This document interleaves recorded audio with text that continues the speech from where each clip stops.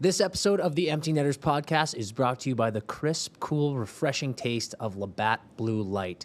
We are in the playoffs, folks. Stanley Cup playoffs are here, and there is no better beer to accompany your hockey watching than LABATT Blue Light. You know why? Because it's brewed with Canadian kindness. Every can, every bottle, every pint has that nice, bubbly Canadian kindness taste right in it. It is the best Pilsner on the market, and it's not even close. LABATT Blue Light is your best friend while you watch hockey, while you hang out with friends, or if you're just having a nice beer at the end of a long day of work. LABATT Blue Light has you covered. It is our favorite beer to watch while we're watching these games, and it should be yours as well. So hop on board and crack a nice, cold, refreshing LABATT Blue Light.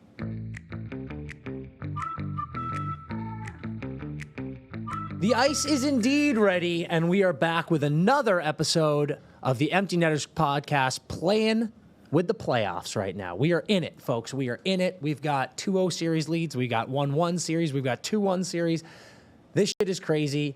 We're buzzing. Playoff hockey is buzzing. Viewership is up. Everyone's enjoying it. This is the best day of my life. It's wild how much I forget how lit it is. Like, I know it's lit, and I'm like, I can't wait for playoffs. It's going to be lit. Yeah. And then it's even more lit than I thought. It's just, I can't tell sometimes if we love hockey so much and that's why we feel this way, or if it actually is. And it was confirmed over the course of the regular season that we weren't just loving the sport that we have a passion for. Everyone was saying this is the craziest regular season in a long time. These playoffs have been so good already. Every game, with the exception of a couple, has been pretty close. There have been huge hits. There's been overtime. There's been monster saves. Comebacks. It's just unreal. It's been so much fun. And I can't get enough of it. Yeah, oh, dude. Feed me. I'm actually already, talk about forgetting stuff, I'm already dreading how I feel once we start getting towards the end and there's just not that many games on every night. Yeah, absolutely. Because right now, true. I'm just directly bang, dude. Main line. Yeah. Right into the veins, please. That's wonderful. Yeah, it's fantastic. So, yeah, just enjoy it. Enjoy it while it's here, boys and girls. For real, man. This is unreal. So this is our Friday episode, as you guys know now. Playoffs are here. We're doing Tuesday drops. We're doing Friday drops. In the Friday episode, right out the gate, we're going to hit you with some power rankings. We're doing the top 5 teams, and we can't stop until we agree. Yep. Top 5 teams left in playoffs, how they're performing. We're doing new segments, all right? We're doing some new cool stuff. Yeah. And this is Power Rankings. I don't even know if we're going to agree on the 5. I think it's real. I think there's 4. Let alone order. Personally, I think there's 4. Okay. And after that, it does get a little hairy. I'm going to start out, okay? Yeah. I'm going to start out with what I think is my number 1. And I've got a bit of a caveat here for you. Yep. I think my number 1 is the Florida Panthers. Oh. Now, I'll say this. I almost had the Rangers, and I really wanted to do the Rangers, and I want for me, it's kind of a toss-up between 3 teams here. I wanted to do the Rangers specifically because of the Sam Bennett injury. Yeah. Sam Bennett hurting his hand, I was like, that is terrible. Yeah. Trying to get through 1 series, let alone 4, without Sam Bennett on that Florida Panthers team is a very, very tall ask. However, came out recently that the injury is maybe a week. Chances are he misses 1 to 2 games, and that is huge. So I'm still keeping them in my number 1 slot. Also, they are playing an up 2-0 on a monster squad, Tampa Bay Lightning, and I give them a little extra points because we'll get into it later. Rangers are up 2-0. Those are my guys, these playoffs. Yeah. But I'll tell you what, dude. I know I said to you a while ago that Carberry, I didn't really get all of the Carberry should be a finalist talk. This Capitals team is so bad. Yeah. They are so bad. So, I'm not really going to stroke off my Rangers too hard for being up 2-0 on that team. Whereas Panthers, I think they get an extra bump for playing a better team. Agree completely. Panthers 1. Agree completely. In fact, to all the fellow cockroaches out there, you're still cruising. We just expected this. If it was 8 rip, 2 games in a row, you're probably 1.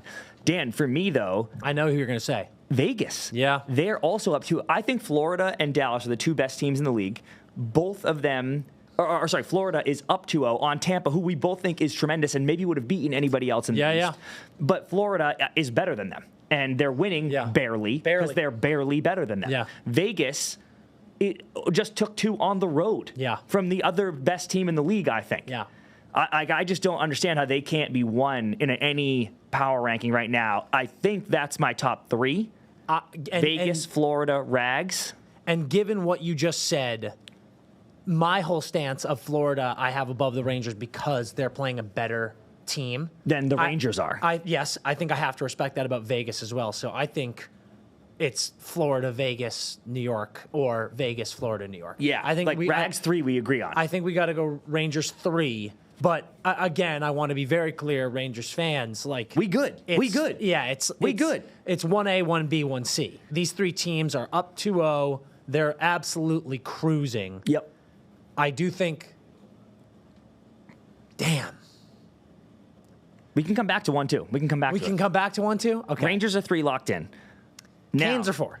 Is that automatic just because they're up 2-0? Dude, they're just good, man. Like they handled that second period in game 1 where they really got outplayed, they got outshot, they wore it on the chin, weren't phased at all. Freddie wasn't phased at all, and then bang, they got the goals they needed to get, got a win. Go down 3-0 to the Islanders. It was a bad team. Islanders. Oh boy, brutal. That was brutal. You go down 3-0. You don't get worried. You come back and you win that game 5-3. Yeah. 5-3. Obviously, empty netter. Gensel with that nice, spicy empty netter. Yep. They are not a great team. I think that Islanders team, especially with Waugh, is much better than the Capitals. I think they're better than people think. Yeah, it's Canes 3. No. That was the Canes 3. We locked 1. I like the Canes at 4. I think it makes sense. I want to put them at 4. I actually have something crazy for you, dude. Hit me. I might have Tampa above the Canes. I don't hate that. I think they are playing toe-to-toe with one of the best teams in the game. I respect you, dude, but the only thing that matters in this life is the scoreboard. And they have not won a single game. Currently reads fucked. And they have not won a game. And all the Carolina Hurricanes have done is win. So, might be 3. I like what you're doing here. I like what you're saying. I like the energy you're putting out. They're playing the best. They're playing the 3rd best hockey in the league right now. But they are winless. So I am not okay with putting them over teams that have wins. Okay. Now 5 gets tricky for me. Tampa. No, dude. Let's be honest. They're down 0-2. I don't give a shit what you say. You're going to say Tampa is better than Boston? They're playing better than the Bruins are playing right now. And they're playing better. I don't really know what you're saying to me. Tampa's 2 for 8 on the power play after having the best power play in the regular season. That's good. They're playing great. Come on. They're not playing great. They're winless. They're a great team. I hear what you're saying. They've had toe-to-toe matchups. Vasi was insane in game 2, but they are winless. We can't put them above teams that have wins. What if they're playing better? What if they're playing better? I don't care. You have to win. If we did 1 through 16, they're winless. Would they be 16? Absolutely not. But we're doing the top 5 here. We're not allowed to put this team up. Some of these teams that you were looking over have 2 wins. I got to think about this. Listen, I'm going to cave on this for this week, but I need you to know that I'm going to give this some hard It's thought. not even that. You think Tampa's playing better than the Jets, than the Avs, than the Canucks, than the Bruins, than the Oilers? Than the Canucks, definitely. Than the Bruins, yes. Than the Oilers, yes. The Jets that's my other one. The Jets look pretty good. You're so emphatic they're playing better than the Bruins? Got popped, though. Yeah. Why? Because the Bruins have what? 11 goals in 3 games? The Bruins would have lost to the Panthers 5-1 twice. You're getting too hung up on this matchup. I respect what you're doing, but you're getting so hung up on this one matchup. All right, if it's not of those teams you just listed, who is it for you? If it's not, that's what I'm saying. I'm not sure. I really think in that conversation for that 5 spot, I think it's probably Oilers puked a home game. Jets puked a home game. Yep. Boston puked a home game. Yeah, but got it back. Yep, sure. Took home ice back. But that's interesting. I think the Jets, Avs, Canucks, and Bruins are in this conversation for me. And in fact, even the Preds in that regard. Actually, yeah. Dude, I think the Preds, certainly better than the Canucks. They're certainly over the Canucks. Well, I don't know that they're certainly better. The Canucks had a great win, but we talked about the Canucks, or the Preds feel great about that loss, so I would hear that, but I don't think it's a certainty. I'm putting the Bruins over both of those teams. I'm putting the Jets and the Avs over both of those teams, I think. And I think I'm putting the Oilers over both of those teams. Who's both of those teams? Tampa and Preds? Preds and Tampa's not in this conversation. They're not. But I'll hear they're Preds. They're not far out. All right. Give me Vegas. Give it to me. Okay. Vegas, Florida, Rags, Canes. Yes. I'll hear Bees, Preds, Jets. Jets. And Avs. And Oilers. Actually, you got to hear Avs more than you'll hear Jets, I think. I'm not taking a team that lost a home game and hasn't gotten home ice back. Period. Fair. Oilers out, Canucks out. I'm fine with that. Give me Preds and Jets out. Give me Preds, Avs, or Bees. Yeah. And I'll let you pick 5. Oh, man. I don't want to pick 5. Preds, Avs, and Bees. That's it? Yep. It's got to be Boston then. Up 2-1. You went in, got one right back immediately in that first game. Sure. Boom. Boston 5. Done. I like it. All right. We're getting into some hot ice, and it's a very special hot ice. Oh, my God. It's on so this special. episode because we have a very special guest, which we've been trying to land for a long time. Actually, Dan, I would say this has been one on our radar forever. Oh, yeah. We've been trying to make work. So I'm very excited in this moment. Our sense of humors just have meshed so well Yep. that it was like this, we need to get Civ on the pod Yep. immediately. So, Sara Civian here with the Empty Netters to do a little hot ice action. How do you feel? I feel amazing. I'm honored. The only way we could do it is if we did it live here in studio. Yes. So Correct. I'm pumped about that. I wanted to make this happen in Toronto at All-Star. Yeah. And then that was just such a shit show that entire weekend. And then, I was like, I'm not Zooming with you. I was like, we have to be in studio Yep. for this. And here we are. Here we are. Diving in headfirst into hot Yep. ice. So for hot ice this week, we're going to do some rapid fire across all the series that we got going Yes. on. All right. And I'm just going to kind of go right down in order, Yep. Eastern to Western. Let's start Rags, Capitals. 2-0 Rags. How you feeling? I wanted the Capitals to be good. I thought that would be Yeah. hilarious, Yeah. but unfortunately, they're been as hilarious. bad as their negative 37 goal differential. That might mean something. Yeah. Ovi, what does he have? 1 shot? Oh, my God. That's insane. I know, when people take screenshots of moments, especially, or even the slow-mos when it's like, all right, we can't slow the game down. There's a photo of him going around right now where he's like stick up in his office waiting for a pass. And when the fact that he has like 1 shot on net, I'm like, this is such a bad look for him. Yeah. There's no one else in the photo either. He's so far away from the play. And I said earlier, they are so bad. It's like, I don't get it. The Keandre's shorty in game 2, that was kind of a lazy Ovi turnover. Like he was sitting on the wall there and just like, For sure. he had the puck and then just lost it. And it was a sick goal, but I was like, dude, I need a little bit more from you in this moment. I think what happened was so many of that Caps core moved away that now everybody can just defend Ovi. So when he's there with the stick, it's like everybody's on him and nobody is there to pass it to him. Yeah. That's a good take. I like that. It is a great take. Try And my best. they obviously have great players, but I mean, I think missing Backstrom hurts them so much. You can tell obviously with Ovi, but everyone else, there's just that creativity that's missing and probably leads into their minus 37 goal differential. And I just don't think, listen, I don't want to rag on the Caps. I think Carberry's a great coach. The fact that he dragged this team here is crazy. I don't think they win a game. Yeah. I really don't. I can't see it. 11 penalties in game 2. I think every goal except 2 were on a special teams. 8, this is cool stat, 8 Rangers goals so far this series, 8 different goal scorers. And we had talked about that's a deep team. That's going to be tough to beat. Especially when Lafreniere is breaking out and cooking. I feel like they needed that to totally be the Rangers that we all know that they can be. So that's been huge. That shorty was just so deflating. Yep. I think they had the best chance to win game 2, and I kind of agree that they're cooked. That was a big it's sad. I really love watching Charlie Lindgren, but Agreed. next year. So true. Yeah. Next year. That is it. And it is like you said deflating. Look, watching them get a lead in that game and then it just evaporated immediately. I was like, oh, you're dead. There's just, there's no chance. And we'll see. Maybe they get to DC and things change, but I don't know. I don't see All it. right. Canes Islanders. Yeah, take this one. What a game. It's hard because I was at that kind of stupid Bruins game too. Yeah. And then I'm like SpongeBob watching the jellyfishing in the window, watching the Canes come back with 2 goals in 10 seconds. I'm like, I should kind of be there. I like being at the Bruins games, don't get me wrong. But Jesus, that is just, it's the negative goal differential teams, right? The Islanders, the Caps, they had all the business being in the playoffs because they made it to the playoffs and the other teams were actively trying to lose. Yeah. But like, they never had a chance, and it's just kind of, nobody was really pretending they had a chance. And the comeback in a situation like that, again, deflating in a different way. But we'll see if they can steal a game on the island. Yeah. Which I think, remember we were looking up, I think they won both games in Carolina during the season. Like, I think they had a hard, they've lost at home. So I was like, you're not in a great spot right now. Yeah. And I mean, all around, I think they're a better team than Washington. So, you know, they're not necessarily one that I'm like, you don't belong in playoffs. But it's been funny. I love Islanders fans. And they've been very loud the last couple of weeks when all of this talk was like, you guys don't belong in playoffs, the negative goal diff. A lot of their fans were like, fuck off. We're a great team. Like, what are you talking about? Underwall, we've been so much better. 7-0-2 in our last 9.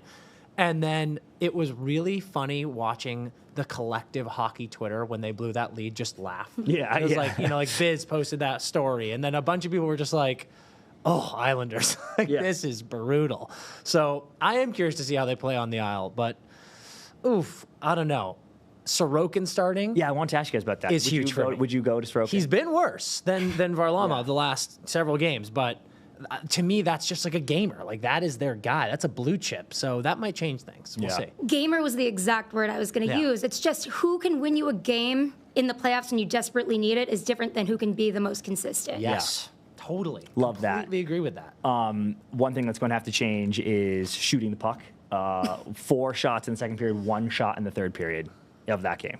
What was it, 110 to 30 something? That could be wrong. Yeah, I think it's low 40 something. You're right. Like, you're just simply not going to win the game. Come on. It's just I don't I mean, listen, the flow of game isn't that easy to change, but yeah, like when you're on the Islanders, you know that's happening. You know that the other team has 110 shot attempts, and you're like, we got to start shooting it more. The fact that they just didn't at all. I mean, 4 and then 1. You know, in between periods, they're like, guys, 4 shots on net. We got it. We got to pump that up. And then they get 1 the next period. I can't imagine what Patty Watt was saying. They did well suppressing the Hurricane shots in game 1. But then it's like they just can't put it all together at once against this team. Yeah.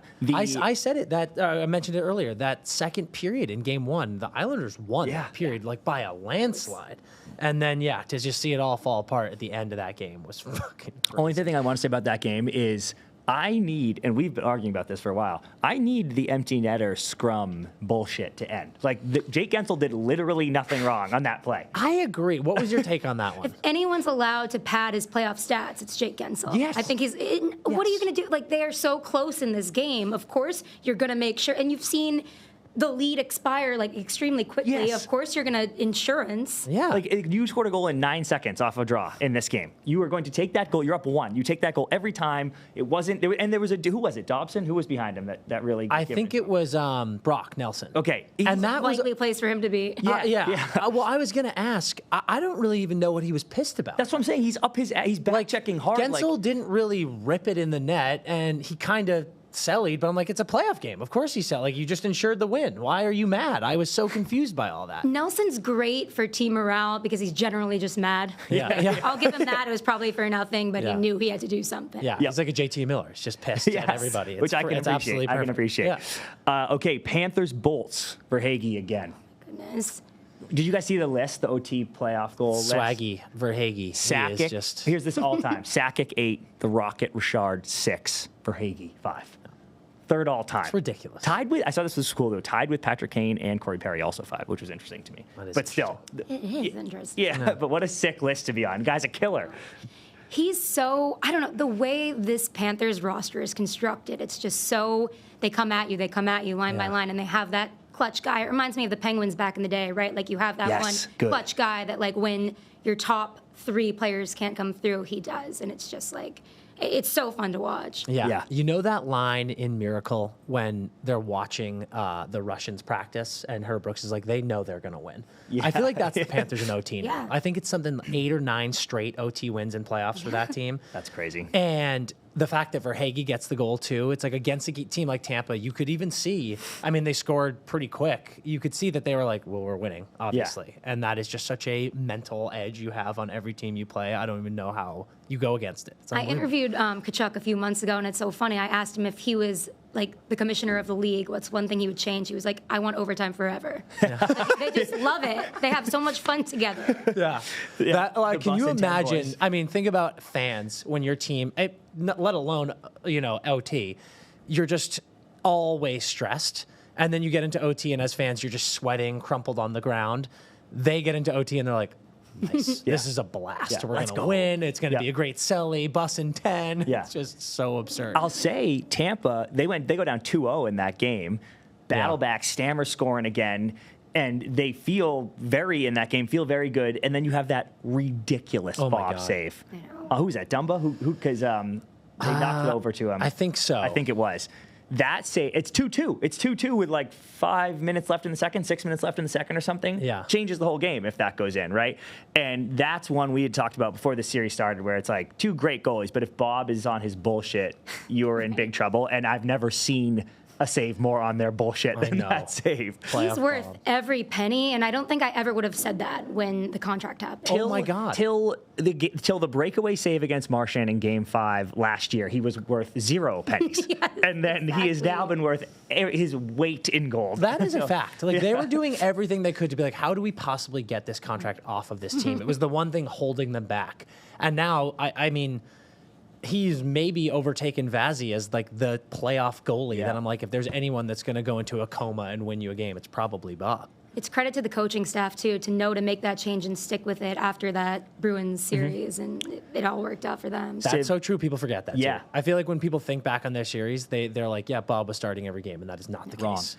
Civ, we said after Game 1 that Tampa probably feels, you obviously want to win, but they feel like, whatever, we can go home and win. Do you think they still probably feel that way even now down 0-2? I don't think that's possible for this team and this core, especially if it might be Stammer's last run with them. I feel like they're going to win at least one at home. And this is so for the state of Florida, which I haven't seen. Like, I love that. That's entertaining. I feel like they're never going to think that, especially with John Cooper, too. But it's not the end of the world if they lose at the same time. I get what you're saying. I think if there's any team in the East that I'd be like, they could crawl out of that against the Panthers, it would be Tampa. Like, I could see Tampa winning twice at home and being like, here we go, good series again. Yeah, to me, it's just the Florida effect, as in the Panthers effect. It's like, yes, I could definitely see Tampa clawing back because of that veteran group. And you're so right, Sarah. The Cooper element of it is like, I mean, come on. Who else could you want to be in a 2-0 or 0-2 hole and pull you out of it? But whenever I think about them, clawing back, no pun intended, and then you're looking at the Panthers on the other side, that is the one team in the East that I'm like, you can't claw back against them. Yeah.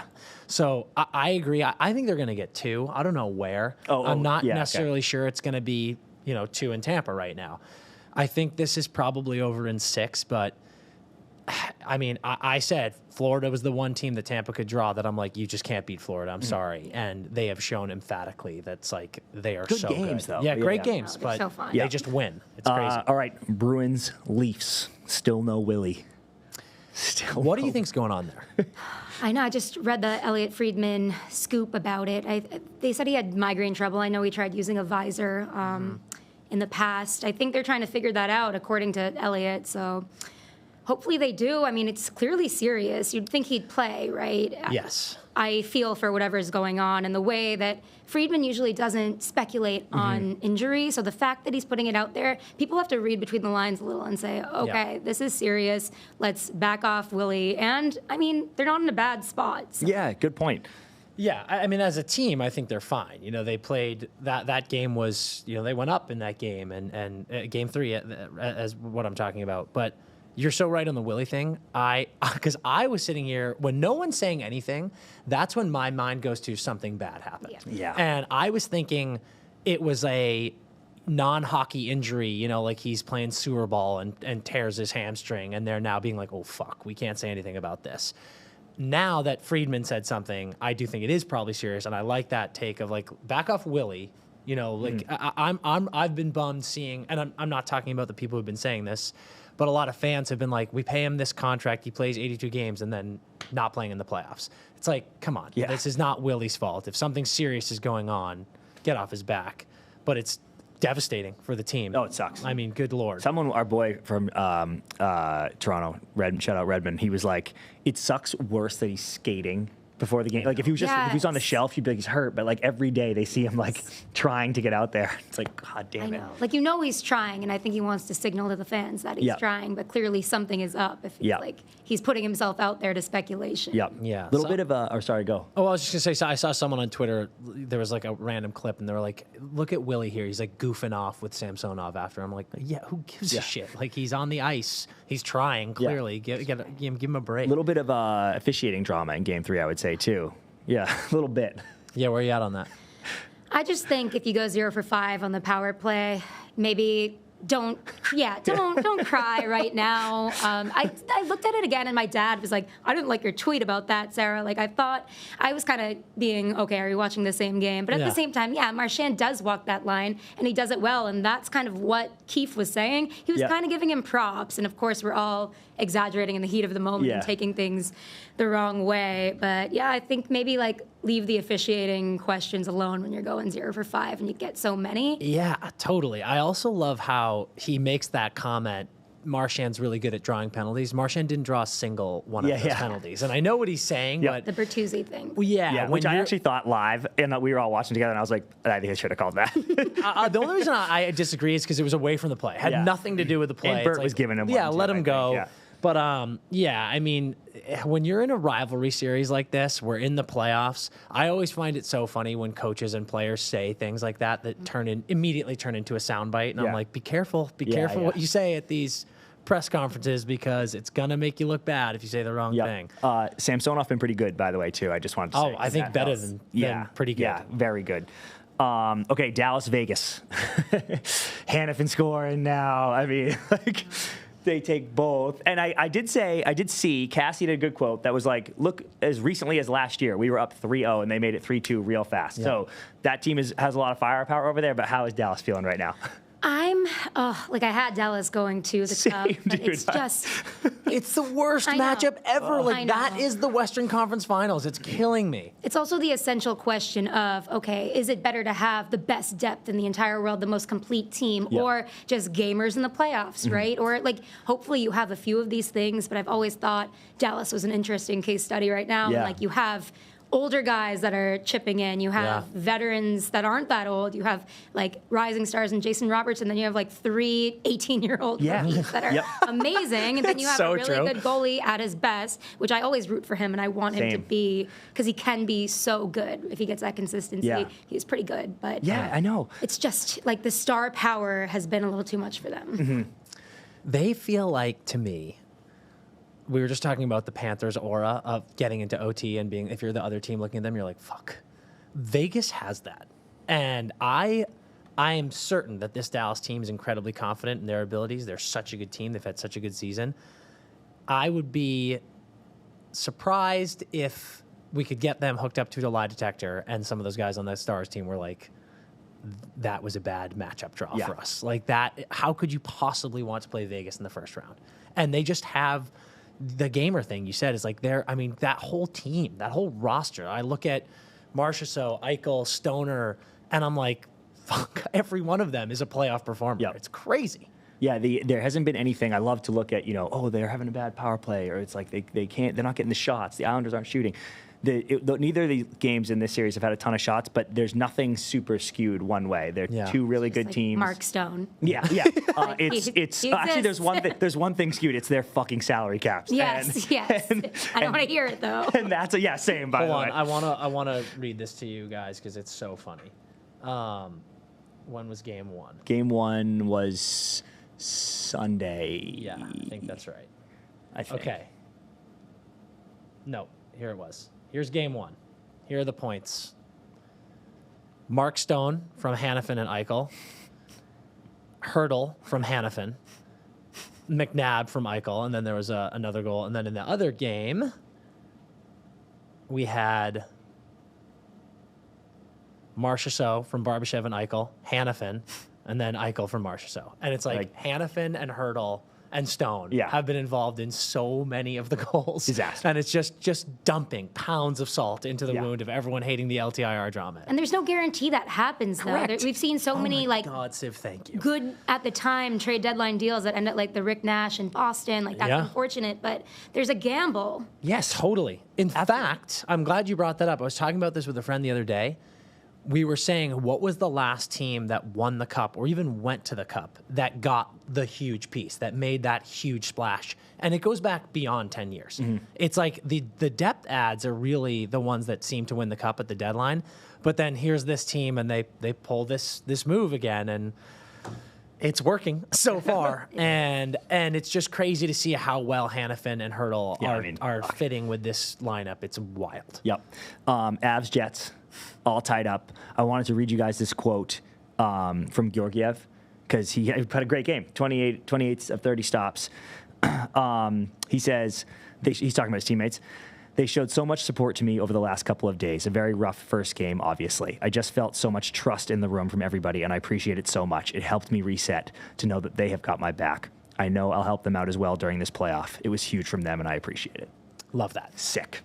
When I hear that quote, I just think McKinnon for Hart for reasons like intangibles. Yeah, I've talked to so many of his teammates in the past, in the present, whatever, and they all just say he's going to motivate you and like he's going to make you be better. But at the same time, he knows kind of when to pump the brakes on kind of like the hard motivational shit. But like you want to play with that guy on your team, and you're never out of it with him. Yeah. So I feel like the motivational aspect there. Extremely well said. I love that. Yeah, I mean, when Ross Colton just came on the show, he was talking all about that. And it's like you hear the stories, and I'm not sure you could think of it's like I think of guys like Stamkos, Bergeron, Crosby, and that's like Nate is right in that conversation. Yep.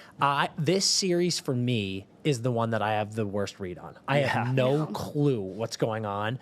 The big red flag for me is Hellebuck. I am shocked that probably the best goalie all season long is getting lit up like a Christmas tree through 2 games. And that Parisi one that gave him the lead was kind of like the one he fumbled behind the net. Yeah. It wasn't like a bad he got beat, but that's just another mistake. So win or lose Game 3, I'm like if I'm a Jets fan and Hellebuck lets up more than 2, more than 3, I'm officially like, what is going on? Yeah. And I know it's Colorado, but also people forget, you think about the Colorado Avalanche, you think about Nate McKinnon and Mikko Rantanen. I think a lot of people have in their mind been like, they are the higher seed. We're headed to Denver now, folks. That was the first win. Oh yeah, sorry. They're going home, but that was the first time the Avs have beat them all year. Yes. But Colorado is an insane home team this season. You're going up high altitude, home point streak or whatever. Yeah, like I would be uncomfortable if I were the Jets right now, which is nuts because after that first game, I was like, the Jets took all that fraud talk to heart. They're serious. They're here to play. Yep. But now going into Denver, I'm a little bit like, oh shit, this could be hairy. Here's one I feel like I do have a read on: Canucks Preds. Your boys are in trouble, Dan. Yeah, I know. I have something to say about this later for one of our segments, but I mean, I said it before. Demko's everything, and things look very bad. He's like out now. We're week to week, right? That's brutal. Yeah. Like a nightmare. I'm not saying anything. I'm not reporting anything. I have a couple of my little birdies are telling me that they think it's very unlikely he plays again this season. Oh my God. Which is horrifying. Oh, it's a real issue. Here's what I have another ridiculous shot stat from this series. Last game shots were 18-16 Vancouver, which is just I can't even wrap my brain around that was the shots in this game.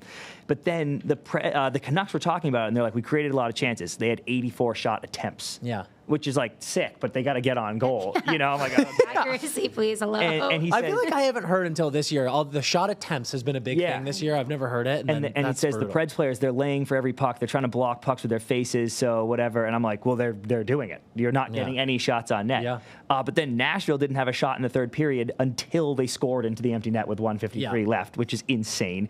Vancouver didn't have a shot on goal on all 3 of their first period power plays. I'm like, earth to both teams. Seriously. I have 2 things in this one I want to hear from you. One, what do you think is going on with Pettersson? Because I feel like all season it was about, like, is he going to resign? And then he does, and he has gone complete ghost in 2 games here. I know. I don't know if it's the pressure or if it's just he goes through these cold streaks throughout his entire career, and it's like all the PDO of this team and everything was so inflated this year, which was awesome. Everybody was playing to their like absolute like maximum. So it's like, at what point does that decrease a little bit? And maybe that's what's going on. I mean, I don't even. Maybe it's just a horrible matchup for him. Like when you look at the people he's playing against. Totally. It's like just, you think about guys like. Like O'Reilly and stuff. And I'm like, that's like Petey's a big guy, but he's also not the most imposing. So that is a tough one. And then where are you at on, I kind of said, I think this team's playing with house money a little bit. No one thought they'd be here. No one thought that they would be the top of the Pacific. Do you think, especially now with Demko going out, if they lose here in the first round to a wildcard team, do you think that they and the fan base is furious? Is this a disaster, or is it kind of like we were ahead of schedule, and whatever? Yeah. Well, it's the Vancouver Canucks fan base, so there's going to be the city will burn. We will riot. Bad things are going to happen. I think it was more for me this year. All the players on this team got to play the way that we always thought they were going to. Like JT Miller was worth his contract. Everybody was worth their own contracts. Demko was one of the best goalies in the league. So I think it's a huge disappointment. I think these players, the problem with this team is they were supposed to be good for years and they weren't. Like, I want to see Brock Besser succeed.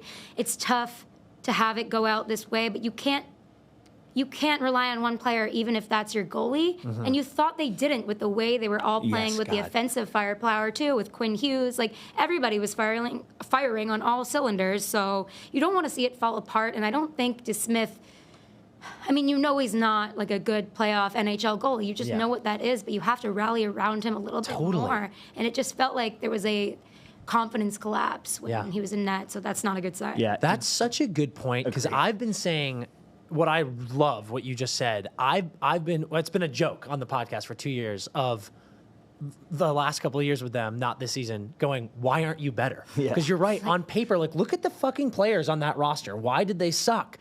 And I kind of like what you just said, in that I'm over here being like, they're ahead of schedule. They're so much better than last year. But you've made a great point in that they should be this good. Yeah. So this is kind of shitty. It's like, no, you shouldn't lose in the first round. You're as good as you should have been. Don't use it as an excuse to be like, well, we sucked last year. But it's like, no, you're finally playing to what you were supposed to be. Yeah. So that's a great take. I'm sure you guys saw, I felt so bad when the first goal went in. The whole crowd was chanting for DeSmith. And like, they were doing this whole, like, the whole stadium, like, we were behind you. And then it, like, he wasn't looking, or like hit a weird tip and just goes in. And they were like, oh, shit. Yeah. I was like, okay, last one. Oilers, Kings, also all tied up. That was a wild one. This is everything I wanted it to be. Yep. I was nervous in game one when, what did the Oilers get up, 4-0, or was it 3-0? I can't remember, but they were up. I was so nervous in game one of like, oh my God. Like, they are the monster we think they are, and LA is kind of like, we don't know what we're doing here. I was pumped about that response in game two. That said, the Los Angeles Kings this season, this is the narrative that I have decided is the truth. They don't know how to be happy.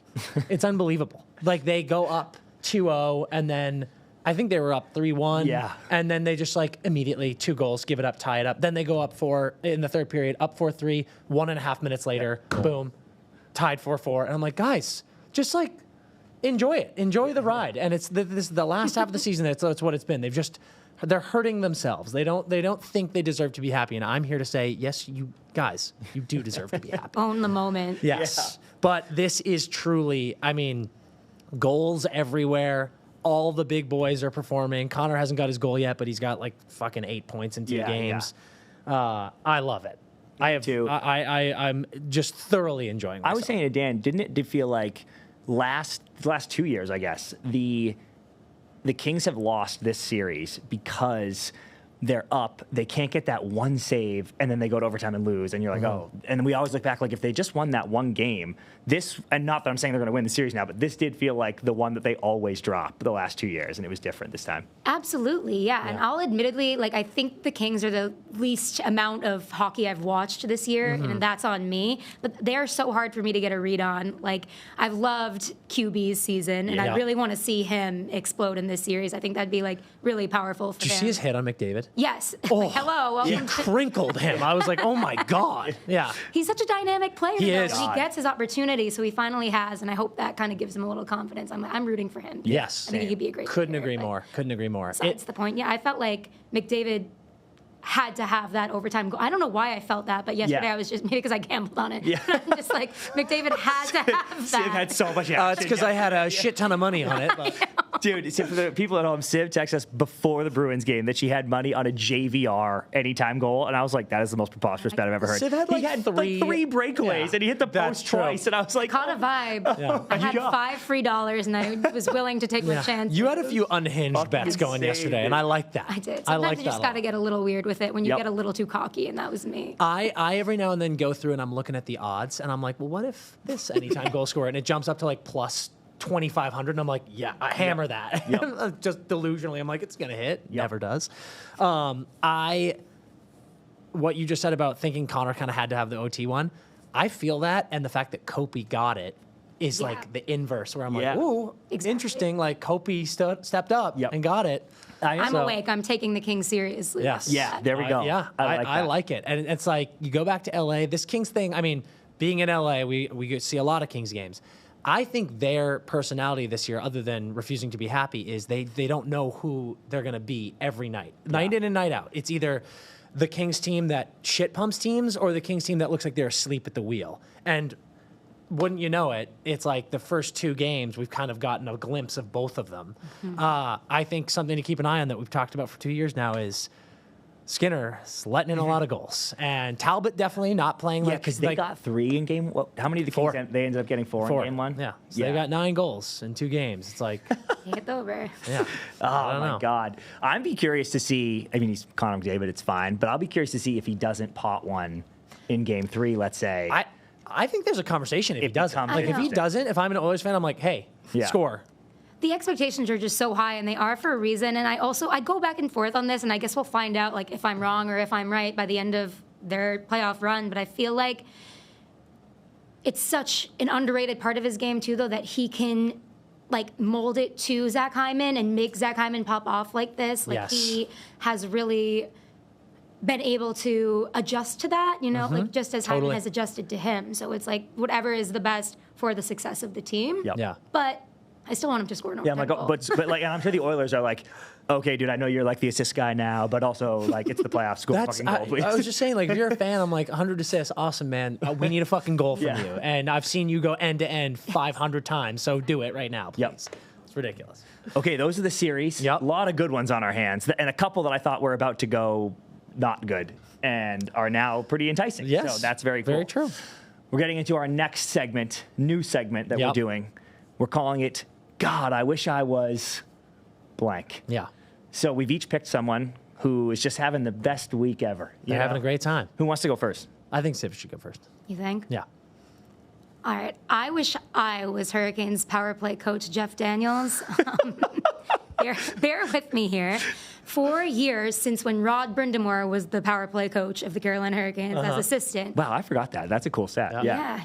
They have been a very bad power play. It has been like they have done analysis about it, like all the nerds and all the not nerds and everybody with eyeballs has just been looking at the Carolina Hurricanes power play, like how do we fix this? They're going through the umbrella, they're going through the 2-3-1, they're doing they're making up new schemes, like anything possible. But the Hurricanes have pretty much kept it the same since then, and it's just like it was clear to me that they needed better players, but it's so hard, like.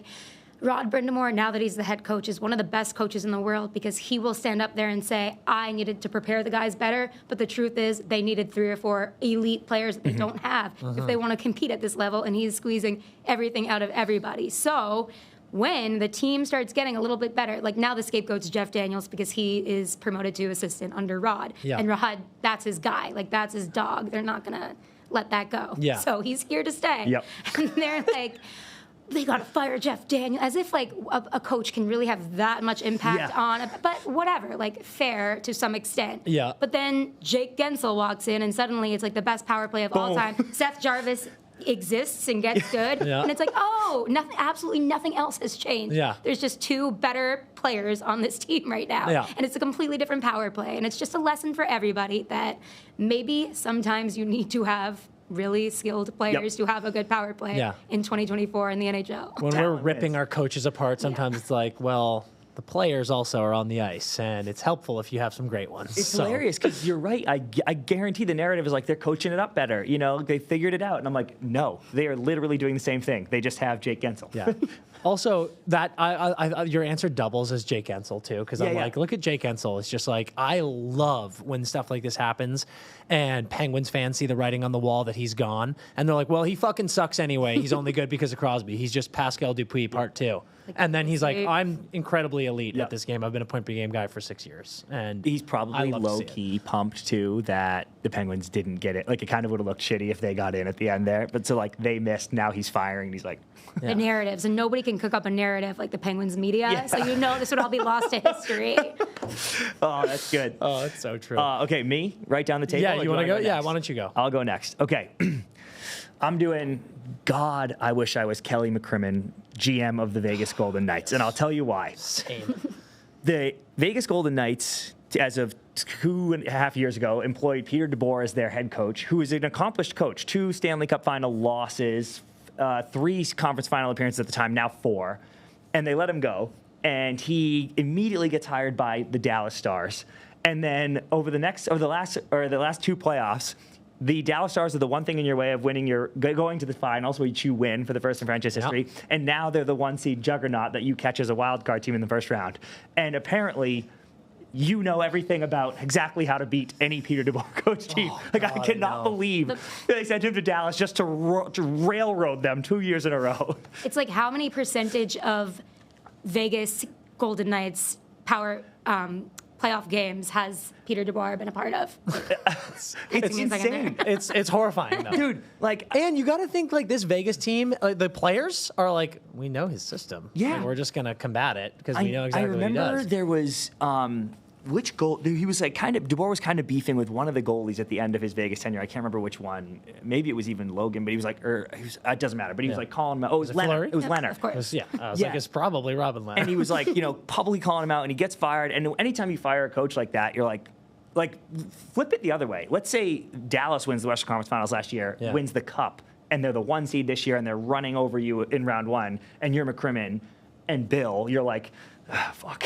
Yeah. Probably shouldn't have fired him. But it's just gone the complete opposite direction, and you're like, we did it.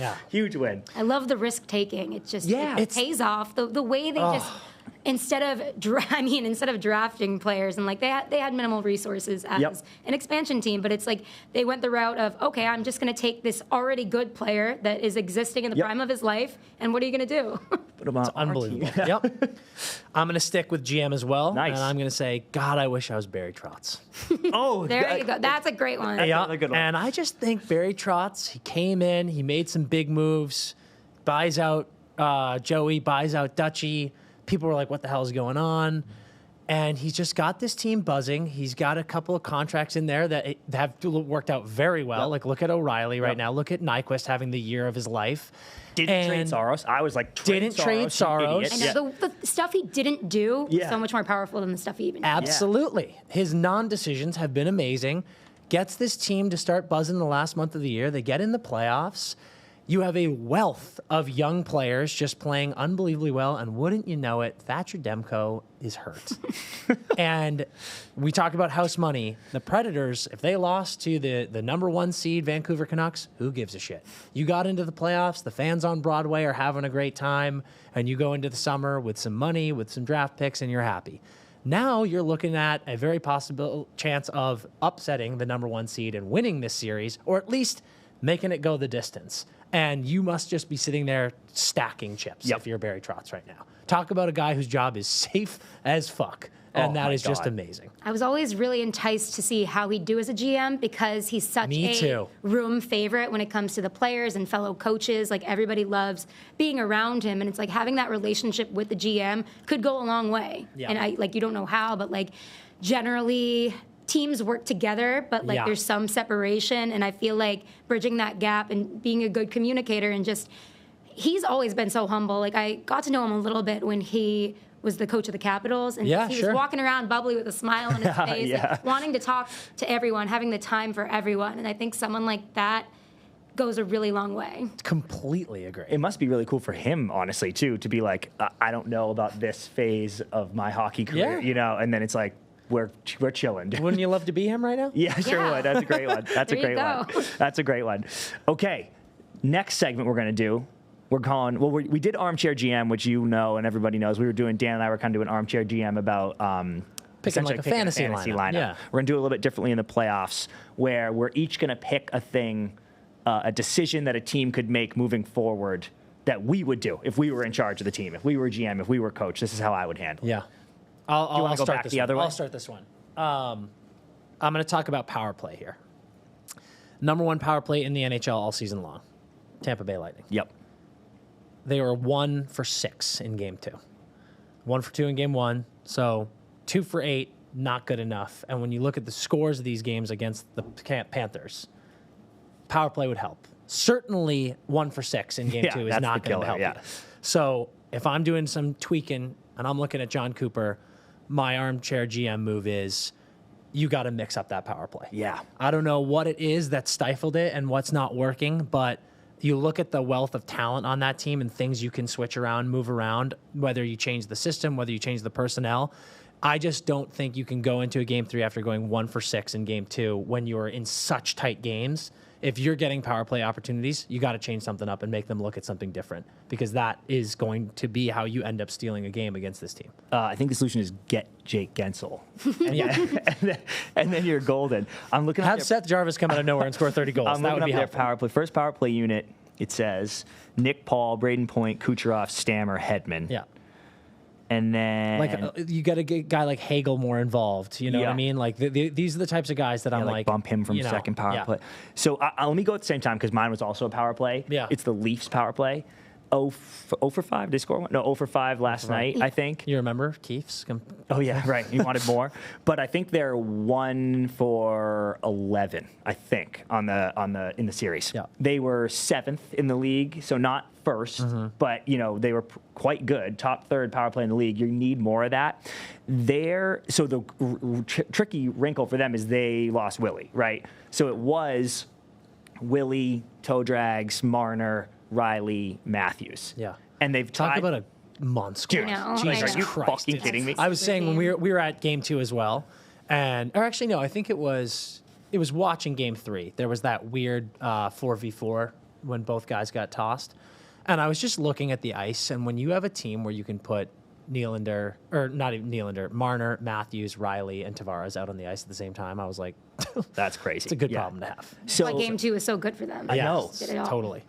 So what I thought was interesting is because they've tried some Bertuzzi, who almost had a goal in game 2, which is the high stick, right? But they tried some Bertuzzi, they tried some Matty Nyes. And I'm wondering, we had that fun talk with Laz about like right shot, left shot on the power play and if it really matters. But you lose Willie's right shot, right? Yes. So you lose Willie, and they've kind of been subbing him with 2 left shots. And I'm like, I wonder if that's like throwing them off in some way. It's interesting. And it's weird to me to be like, oh, take Marner off your power play. Mix it up, boys. Like part of me is like, maybe Keefe is like, shut the fuck up. They just need to score. And I'm like, you're right. So I don't know. But it's such a fine line when you talk about stuff like that, though, because maybe they score the next game, then maybe they don't. And what actually gives you your best chance? I guess it's talking to the players and then sometimes not talking to them and being like, okay, I'm going to do what I want. Yeah. It's actually so complicated when you think about it. Totally. Yeah. And with Tampa's situation, exactly what you just said. It's like, are you going to break up the best power play unit in the NHL? That's a tough thing to say. Yep. And then when you're going against Bob, too, it's like, if I'm on that power play, I'm like, that's the fucking problem. It's not us. The thing is, like, you don't have to be married to these things, though. Like, you can try it for a shift, and then if it doesn't, or maybe not longer than a shift, try it for a power play. And then if it doesn't work out, okay, back. Yeah, exactly. No, but I love that. And I also love what you said about talking to the players, because like, maybe they're like, yo, we got it. Like, we just weren't finishing. The looks were there, whatever. But sometimes I do think maybe it's like a Max Domi who's out on PP2 to get in that like DeBrusque roll down low, you know, where I'm like, because Bert's kind of getting pushed around there, and I'm like, I don't know, dude, get someone a little strong. Like, there's things you can do, because I promise you this, if the Leafs lose the series in 6 games and they finish 1 for 20 on the power play, it's like, yo, you had to do something. I don't care how many times you want to tell me those are the 5 best players. You need to change. Yeah. I remember Joel Edmondson used to play on the Hurricanes power play for a minute, and maybe we could see that back. Yep. Yeah. That guy is a mean shot, actually. Yeah. I love Joel Edmondson. And if you get those through, you get those mean shots through on the power play, a lot of traffic down there. That's a big deal. Absolutely. All right, Siv, what do you got? Your GM move. Oh, yeah. Sorry. Give me a second. I'm talking about the power plays. I'm like getting inside baseball. Yeah. I just stick with Swayman. Like, it's Jeremy Swayman's net. He has never lost to the Toronto Maple Leafs this season. He is clearly confident. It is no shade to Linus Ullmark. Get him back in the mix, second round. I just think the way the team is, for whatever reason, we don't have to overthink it. We do not have to complicate it. But the team is winning with Swayman. The team has won with Swayman. He said himself last night that he wants to keep playing. Yep. Let him play. They are just dominant against the Leafs with him in net for whatever reason. Don't overthink it. And you mean like even if they lose game 4, they go Sway game 4, they lose, he's still the guy game 5. Yep. I think this takes up mental energy for the Bruins in a way that is one of the biggest issues with the whole thing. Yeah, I completely agree with that. I think when we were doing our conference playoff breakdowns, this obviously came up, and the question of it came up, and I was like, I think there's something to be said about for the players knowing who's going is just, even if it's just it's a question I don't want to have to think about, I think is helpful. And he's proven it. It is his net against this team. Even if he loses game 4, I think you still go with him game 5 because it's just like let him know that he's in, let the players know that he's in, and move forward. And think about the comments with arbitration, too. He kind of felt a little snubbed by the team, and what has he done since? Been an absolute boss. And he didn't get the opportunity really last year. They throw him in game 7. It's like, good luck. Yeah, now he's proved himself. I think you give him the chance he gave Ullmark last year. And wasn't it telling, I would say, and we dug up a clip when Sway came on last year, that when he was definitely the number 2, because Ullmark was winning the Vezina, Sway was like, I want to play every game. I prepare every game ready to play, and I want the net every game.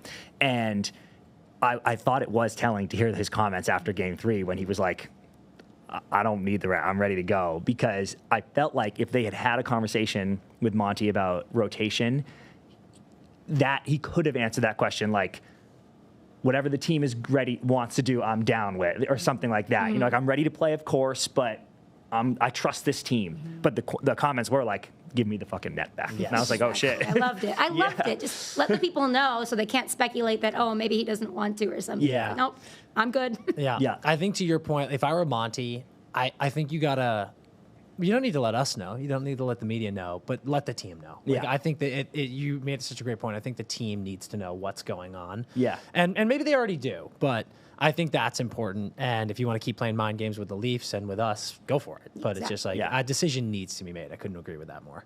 All right. Last segment tonight, Dan's calling temper tantrum because things are grinding his gears and he wants to talk about something. So we didn't talk about this during the series rapid fire because I knew you wanted to save this for this moment. Yeah. Take it away. First of all, I could go on this temper tantrum about people still complaining about Vegas and the LTIR thing. I've done that enough. I want to talk about the Panarin hit on Oshie. That got hot on Twitter.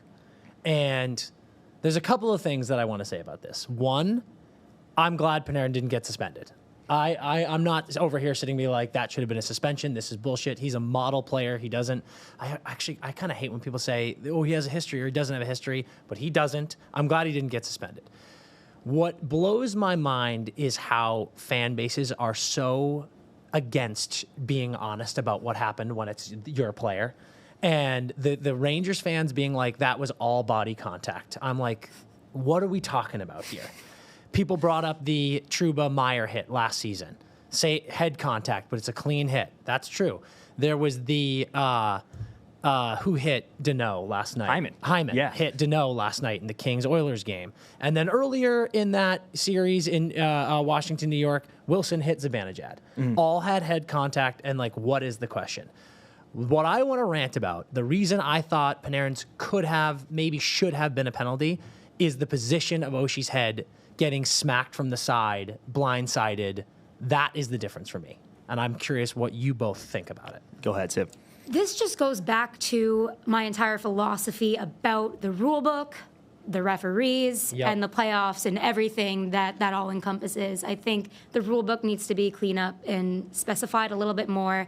The referees need to be told what they can and can't call, like, more specifically, and, like, are we Yes. calling things in the playoffs or are we not? I think there's such a stark misunderstanding between everybody, and that allows for what you're talking about with fan bases to be like, my guy didn't do this, and then, like, cherry pick. My favorite are the slow motion things. Oh my like, God. everything The looks different in screenshots. slow motion. Are you being for real? But I agree with your point, and I think we do need to change, like, legality of some headshots. I think, like, just an update. But I've talked to Department of Player Safety people, and they say it's going to take like 5 years to update the whole really? book. Yeah. There's a It's lot. a disaster. It is a disaster. But, like, the best time to plant a tree was 5 years ago. Yeah, The yeah. time is now. Just do it. Yeah, no, it's true. It's true. Yep. I think the other thing, I forget who I said this to last night. I'll never get this from people on Twitter, but one of my least favorite things with this topic is civilians like us sitting at home on Twitter going to saying to these NHL athletes, pick your head up, bud. I'm like, Oh my shut God. the fuck up, people. Every time I see that on Twitter, and it's from people I know and love and respect sometimes, they're like, keep your fucking head up, dude. I'm like, buddy, stop saying that when you're talking about these NHL players playing the fastest game in the world. And it's on a paused video. Yes, Yeah, it yeah. drives me fucking nuts. And on both those plays, not the Zeba one, but the Panarin Oshie one, and then the Deneau Hyman one. Both players are lunging for a puck, and like you're screaming at them to pick the. Shut up! That drives me absolutely insane. You know what would help fix this? If the players wore cages. Stop. I'm just kidding. Team Just cage. kidding. Just kidding. Just kidding. But I will say this, because this actually bothers me a ton too. The Meyer hit from Trouba last year, the Deneau hit, Hyman hitting Deneau last night. Those guys, and they're crouched, right? Which is like, because that's a big thing. Where it's like when you drop your level, like if everyone's like, don't hit them in the head, but I'm like, sometimes they crouch down. Yeah. That's a factor, absolutely. And you're saying they're reaching. When Meyer and Deneau got hit, like literally, forgive the Spotify listeners, but anyone that's watching this, Meyer and Deneau got hit like right here, directly in the face. You know, So did Zibanejad in the Wilson hit. those hits are okay to me because you've lined him up, you're right in between, they crouched a little bit, and like I don't want their noses to get broken, but that's what's happening. And I'm going to sound like so soapboxy here, but this is the only thing that bothers me about what's happening in the NHL is if you want to get the brain injuries and stuff out of that game, it's those hits when the head is dangling out forward and it's from the side. Yeah. Yes. Like, that shit bothers me so much. And trust me, I am not tripping Panarin. It is the fastest fucking game on earth. I know it is really hard. I don't think under any circumstances he was trying to hurt him. He clearly tried to hit body too. Yes, that's 100%. why I'm like, he even like it hits the is. brakes and comes back across. Yeah. So I have no issue with his intent there. The idea of intent, not to interrupt Yeah, you, no, but please, that's what has really pissed me off Yep. too. It's just like, why does the intent behind something make it legal or illegal? Yes. Like, we should just make this black and white. There's Agree. a way to do it. I couldn't agree more, Siv. The intent pisses me off. The word pisses me off because it always goes into that. And it's the same thing with, like, is a player dirty or not? And I'm like, I don't give a shit if this guy has 300 PIMs or if he has 10 PIMs. If it's an illegal hit, it's an illegal hit, and it's a fucking penalty. And it's to cross over sports real quick. Think about, like, defensive pass interference. I get that that's a really hard call. It's always fucking changing. There's a lot of hand fighting. You never really know. I'm asking these refs to make a judgment call. Yeah. To me, it would be so fucking easy on the officials, who are human beings, who I'm trying to make it easier for in such a fast game. It's fast for them too. To say, if someone's fucking head is dangling forward and it gets side contact, it's a fucking penalty. Put your hand up. That Absolutely. seems such an easy thing to say. So it's like, I don't think he should have been suspended. I don't think he was trying to hurt him. It is fucking baffling to me that that's not a penalty. Exactly. I also want to live in a world where, and this is for the fans on Twitter, if that play happens and any one of us is like, oof, that should be a penalty or could be a penalty, and then it's not, there's no need to be like this, you fucking idiot loser. I'm like, no, I'm okay with that. I'm just saying, I thought it probably could have been a penalty. It's just, it gets too heated and too insane. But the side thing, the blind side is what I said. I couldn't agree more with. It's like, that should be a very cut and dry. That's a penalty. If you get clapped in the side of the face, side of the head, that's dangerous. More dangerous than straight up. And you said it so wonderfully of like, if I didn't mean to hit him with my stick in the face, but I did, it's a penalty. You know, like, I don't know what to say. That makes it easier on everybody and easier on the players too, to not be like, well, I didn't mean to. Or like, I drew blood. Look, I'm bleeding. Like, let's just figure it out. Exactly. Okay. Fantastic temper tantrum. Fantastic time having you on, Sarah. The best. Need to have this happen more often, if that's cool with you, if you're open to it. Before we let you go, is there anything you want to shout out, what you're up to, anything you want to plug? Yeah, what were you working on this today? Just BleacherReport.com and the Too Many Men podcast. Yeah. Hell yeah. Still swinging over there. Check that out, and where can people find you? On Twitter at Sara Civian, no H. There we go. We're thrilled to be sitting here with a Markham, Ontario native of proud Polish descent. Yes. An absolute sports guru who has covered things from the MLB to the NBA to tennis to the World Aquatics Championship and now, of course, the NHL. A certified health coach, a fitness freak, which I love, by the way. Yeah. An Emmy winner, and now covering the Bruins on Nesson, Sophia Jurksztowicz. Thank you so much for coming on the Hey, I'm podcast. thrilled to be here. Like, really, we just talked for about 45 minutes, I feel like, off camera. Yeah, we just did. like as I walked in, we just didn't stop talking. Had to go to the bathroom, and I was like, gotta go. It's always a good sign. Yes, Always that is a good sign. However, we also just talked about websites with misinformation. There's one bit of misinformation in there. Ooh. Yes, not Markham. Oh, wow. Yeah, Get out. yeah. I wanted to get the hometown. What's the hometown? Where did you get that, first of all? It's on one of places. the million Yeah. websites that just lies to Toronto. Like, us. Okay, you're going to say downtown like Toronto. you're downtown Toronto. Yeah, like, because a lot of people pretty who sick. say they're from Toronto or from Boston or from New York might be from the burbs. And it's not a snobby thing, but it's like, no, I was born in a downtown hospital, took the subway to school every morning, like didn't have a car until I moved here. Biked everywhere. Like, Toronto is my city. That is sick because why you're do you right. why do you think people that says Markham? Do you have any connection to I have Markham? zero connection to Markham. So when you said it, I was smiling and I was like, I'll wait till he's done. Yeah, That's amazing. Thank God I didn't get anything else. One of the It's a -1 for me on the day. we did say the websites are full of Crazy. That's true. BS. That's true. Yeah. That happens so much in Boston. Where everybody's people are like, I'm from not actually Boston, but I'm not from Boston. And it's People are funny from when like you- Springfield, and I'm Yeah. like, come on. Yeah. It's funny when you meet people from there, actually, like transplants where I'm always like, I'm from Boston. And then if they're from there too, they're like, where actually though? Because we want to know. Exactly. And Dan was actually born in Boston. I was born in Concord, so I hate that he has that on Where me. in Boston were you born? I was born in, I think, in like Boston Hospital. Okay, It's, see.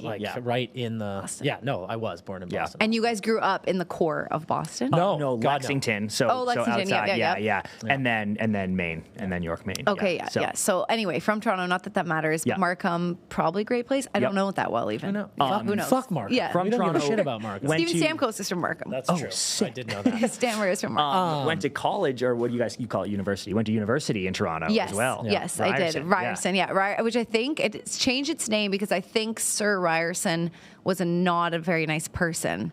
Now that like history's kind of being rewritten and good, there are some reasons there are some very important reasons. I don't know exactly, but anyway, Mr. Ryerson, not great, and now I think it's called the Toronto School. No, that sounds so stupid. I saw this. Wait, what? Toronto. No, it's something ridiculous. It's like Toronto The Metropolitan School, College or something school. like that. But anyway, Ryerson at the time. Yep. And I went to RTA, Radio and Television Arts. I knew I always wanted to do this, and it was a very small program, but the best for what it taught me and where it got me, and here I am. Look at you now. Yeah. You have an Emmy. That was weird. I mean, come that on. was weird. I have deep imposter syndrome about it still. And everybody in my company at Nesson is like, no, you earned this Emmy. It was for a Brad Marchand, My Story that we did. Yeah.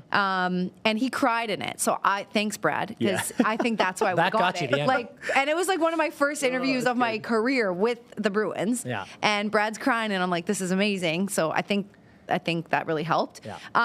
But it was for the production of My Story. And I'm like, well, I didn't shoot it. I didn't edit it. I just sat there and asked the questions. Like, I feel like I don't deserve it. But the editors are all like, yeah, but you asked the questions. You brought it so out, I guess I earned it. I don't feel like it's totally mine, but it's a team Emmy. Yeah. Team Emmy. Are you aware yet that in those Emmys, Yes. the wing, it's like wings, right? Or whatever Yeah. it is. Yeah. A bottle, specifically bottle, not a can of beer, fits perfectly in the Like Emmy. it You can use it locks as a into it, koozie and you can just- drink. Pardon me? Isn't that like, wild? wait, I need to picture it. Just So FYI. the wings hold it? Yeah, like in the backside of that Emmy, you can drop a bottle of beer perfectly. Is in that there. purposeful? It's one of those things. It's like you don't buy a know. Frisbee, and what do you know? I think it's like 2 beers fit perfectly, like surface tension on the bottom of a Frisbee. Okay. It's a happy accident. Yeah. Okay. Same with a wiffle ball bat. A beer fills perfectly in a wiffle ball bat. Why do I know these things? I don't know. If I come back, if you guys have me back on the show, I'll bring it. Yeah. There you go. Do you guys have Emmys? No, so Chris is an Emmy lost nom, one. I and lost one. Okay. Yes. It happens. It happened. But my buddy who was at that Emmys too, our good buddy won. And so we were at his party after, and he was putting the beer in. That's how I Can noticed. you borrow some Emmys? Yes. You know Yeah, people. absolutely. Okay, let's all bring Emmys and we'll drink. When you beer go when we home, come. I expect a photo at some point of you sliding that beer into the Emmy and being like, holy shit, it does fit. I It's will so send funny. it. Yep. It's I will fantastic. send it. Fun fact. Our producer, who's not here, is back in LA, Blake, went to Ryerson. Oh, he did? Yep. He did. And so did our friend Anna Dua, who I don't know if you know her, but she works in hockey media too. And I'm it's gonna like, have to see they're pictures. way younger than we are, but they're up and coming in the hockey space. It's very Okay, cool. I'm going to have to see pictures because Ryerson does produce a lot of great, like not just sports, but all in this kind of industry, which is radio, television, film, all that kind of stuff. A lot of good talent. Yeah. What was the name now? The Toronto Metropolitan School? Ridiculous. Yeah. We could probably find it. We but got something like that. That's listen, Sir Ryerson, if you're a piece of shit, I get it. Yeah. But we got to come up with a better name than that. It makes it sound like an online. It makes it sound like a bad college, and it's great. It is more of like a polytechnical school, so it's kind of hands-on learning, whereas you're not going there for your and maybe you are, and if you do go there for your academics, no offense, but you're really going there for like ECE, early childhood education, film, television. I'm trying to think of other hands-on things, not necessarily like carpentry or anything like that, but more kinetic learning as opposed to like a PhD in, I don't know, philosophy. I don't think that's what you're going let's be real. This stuff is more useful now than getting your communications degree. No offense, everybody, but it's just the truth. Yeah, I had the best time. In those early days of your life, you Toronto native, born in downtown Toronto, but Polish parents. Yes. You speak fluent French, English, Polish from Canada, but with an American accent on TV somehow. I don't know how. So the Canadian accent's gone because I still get chirped that it's No, there. I've noticed a couple. Okay. When we were Yeah. chatting earlier, there were a few. I mean, you dropped a sorry in there, and I was like, okay, nice. I'll just say sorry. That sounds American to me. It does. It's in between though. Yeah. It wasn't all the way either. There's still a bit of it bleeding in there, which I think is a good thing. I can't win because when I go home, my friends are like, "Oh, you sound so American now," and I'm like, "What?" And I come here, and people are like, "You're so Canadian." Yeah. Well, did you have to try? And I don't know if you can answer this, but was there ever any from Nesson like don't sound Canadian or they don't care? No, I think there were a couple words that they would laugh at and say like, "That's so Canadian," and just remember our audience is American, but never like a sit down. I think I said organization. You guys say organization. Oh, funny. I think. Yeah. And one thing I have changed, but I notice, and every time I go home, I'm like, why do we say that? But like, I have been somewhere. I have been. We say I have been there. Yeah. And so that I used to say. If we were to go to an Italian restaurant, and you ordered a very carb-heavy dish, what would you call it? Like the base. Oh, pasta. Oh, you say no, pasta. Spaghetti? No, well, you don't say pasta. Yeah. Oh, yeah. A lot of Canadians say pasta. You're right. Well, I think that's also changed because of pasta. Yes. Yeah, because of that. I do say that word a lot Makes now. a lot of sense. Yeah. So anyway, accent here or there, I don't know, but. Yeah, well, you're doing fantastic. Thanks. And then you were always into sports, right? So your family, your dad's, I know, a huge Leafs fan, and sports was a huge part of your life. So I'm interested to hear how that calling hit you, and if sports broadcasting particularly was always the goal. And I just want to read this IG post that you posted, which I love so much for everybody. It says, it's a picture of you holding the Emmy. And it says, when I was 6, I covered NHL hockey from my living room with my lisp and my dad and his camcorder. I love you so much, Dad. When I was 36, I covered the best NHL team in the history of the league. No more lisp, still adore my dad, and wow, and at NHL Bruins. Oh, thank you for reading that, because I forgot about that post. But same, it made us emotional. So tell us about that journey and you know, why you were calling NHL games on your dad's camcorder with a lisp when you were 6, you know, as a little Canadian girl. So great question. I do love telling the story because it's fairly new to me still. I feel like I remember it now, but I remember when I was in high school, we had this course program called like Careers or something, and we spent like 6 months planning out our future careers at 16. And one of mine was journalist, and like sports journalist was in there. And I think for homework, I had to ask my parents questions or something. But I remember coming home at the dinner table and telling my parents, like, this is what I want to do, which big props to them, because there wasn't even, you guys know who Jennifer Hedger is?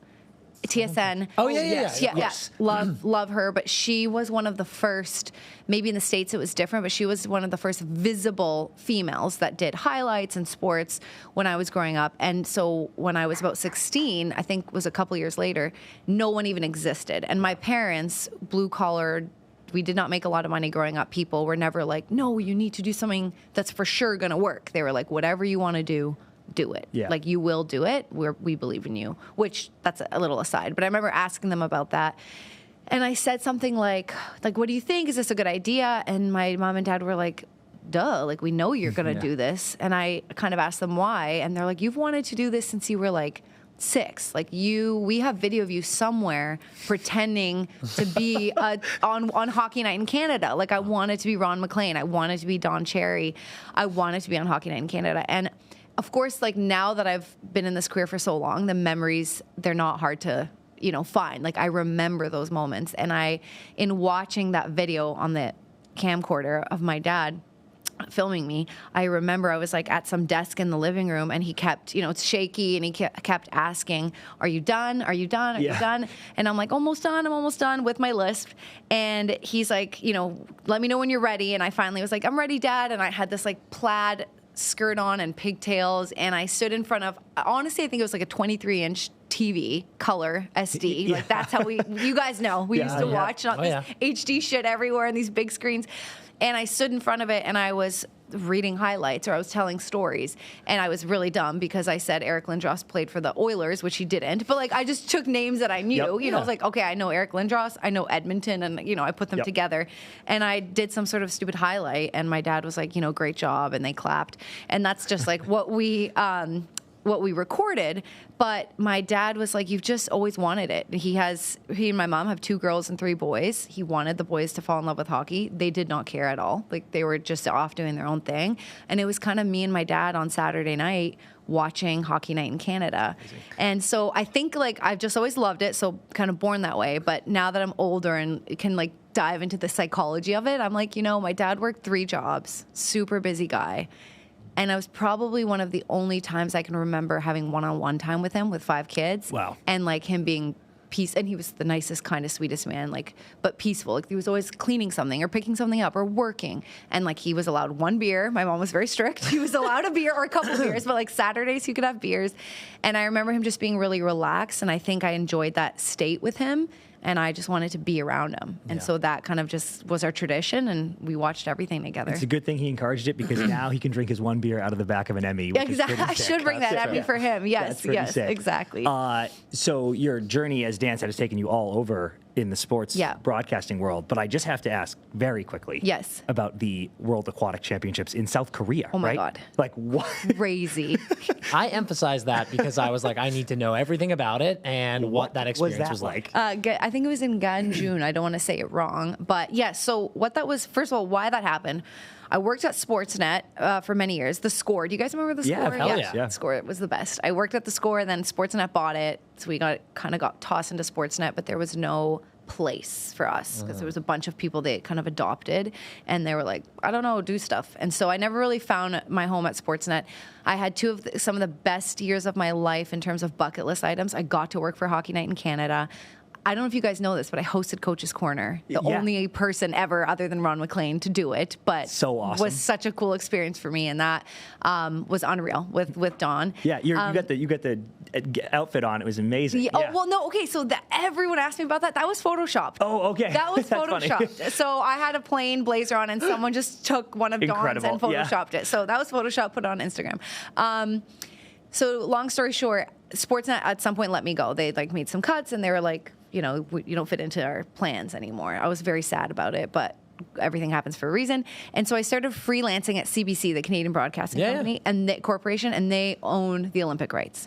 And so I was freelancing as their sports reporter, and they were training me to cover Pyeongchang. They were training me to cover Beijing. Nesson came calling and kind of took me away from that eventually, but that's why I started doing these. I did the World Championships of Skiing and Snowboarding too in Utah, Salt Lake City, which was so cool. Got to meet some of I love snowboarding, so got to meet some of those guys and girls.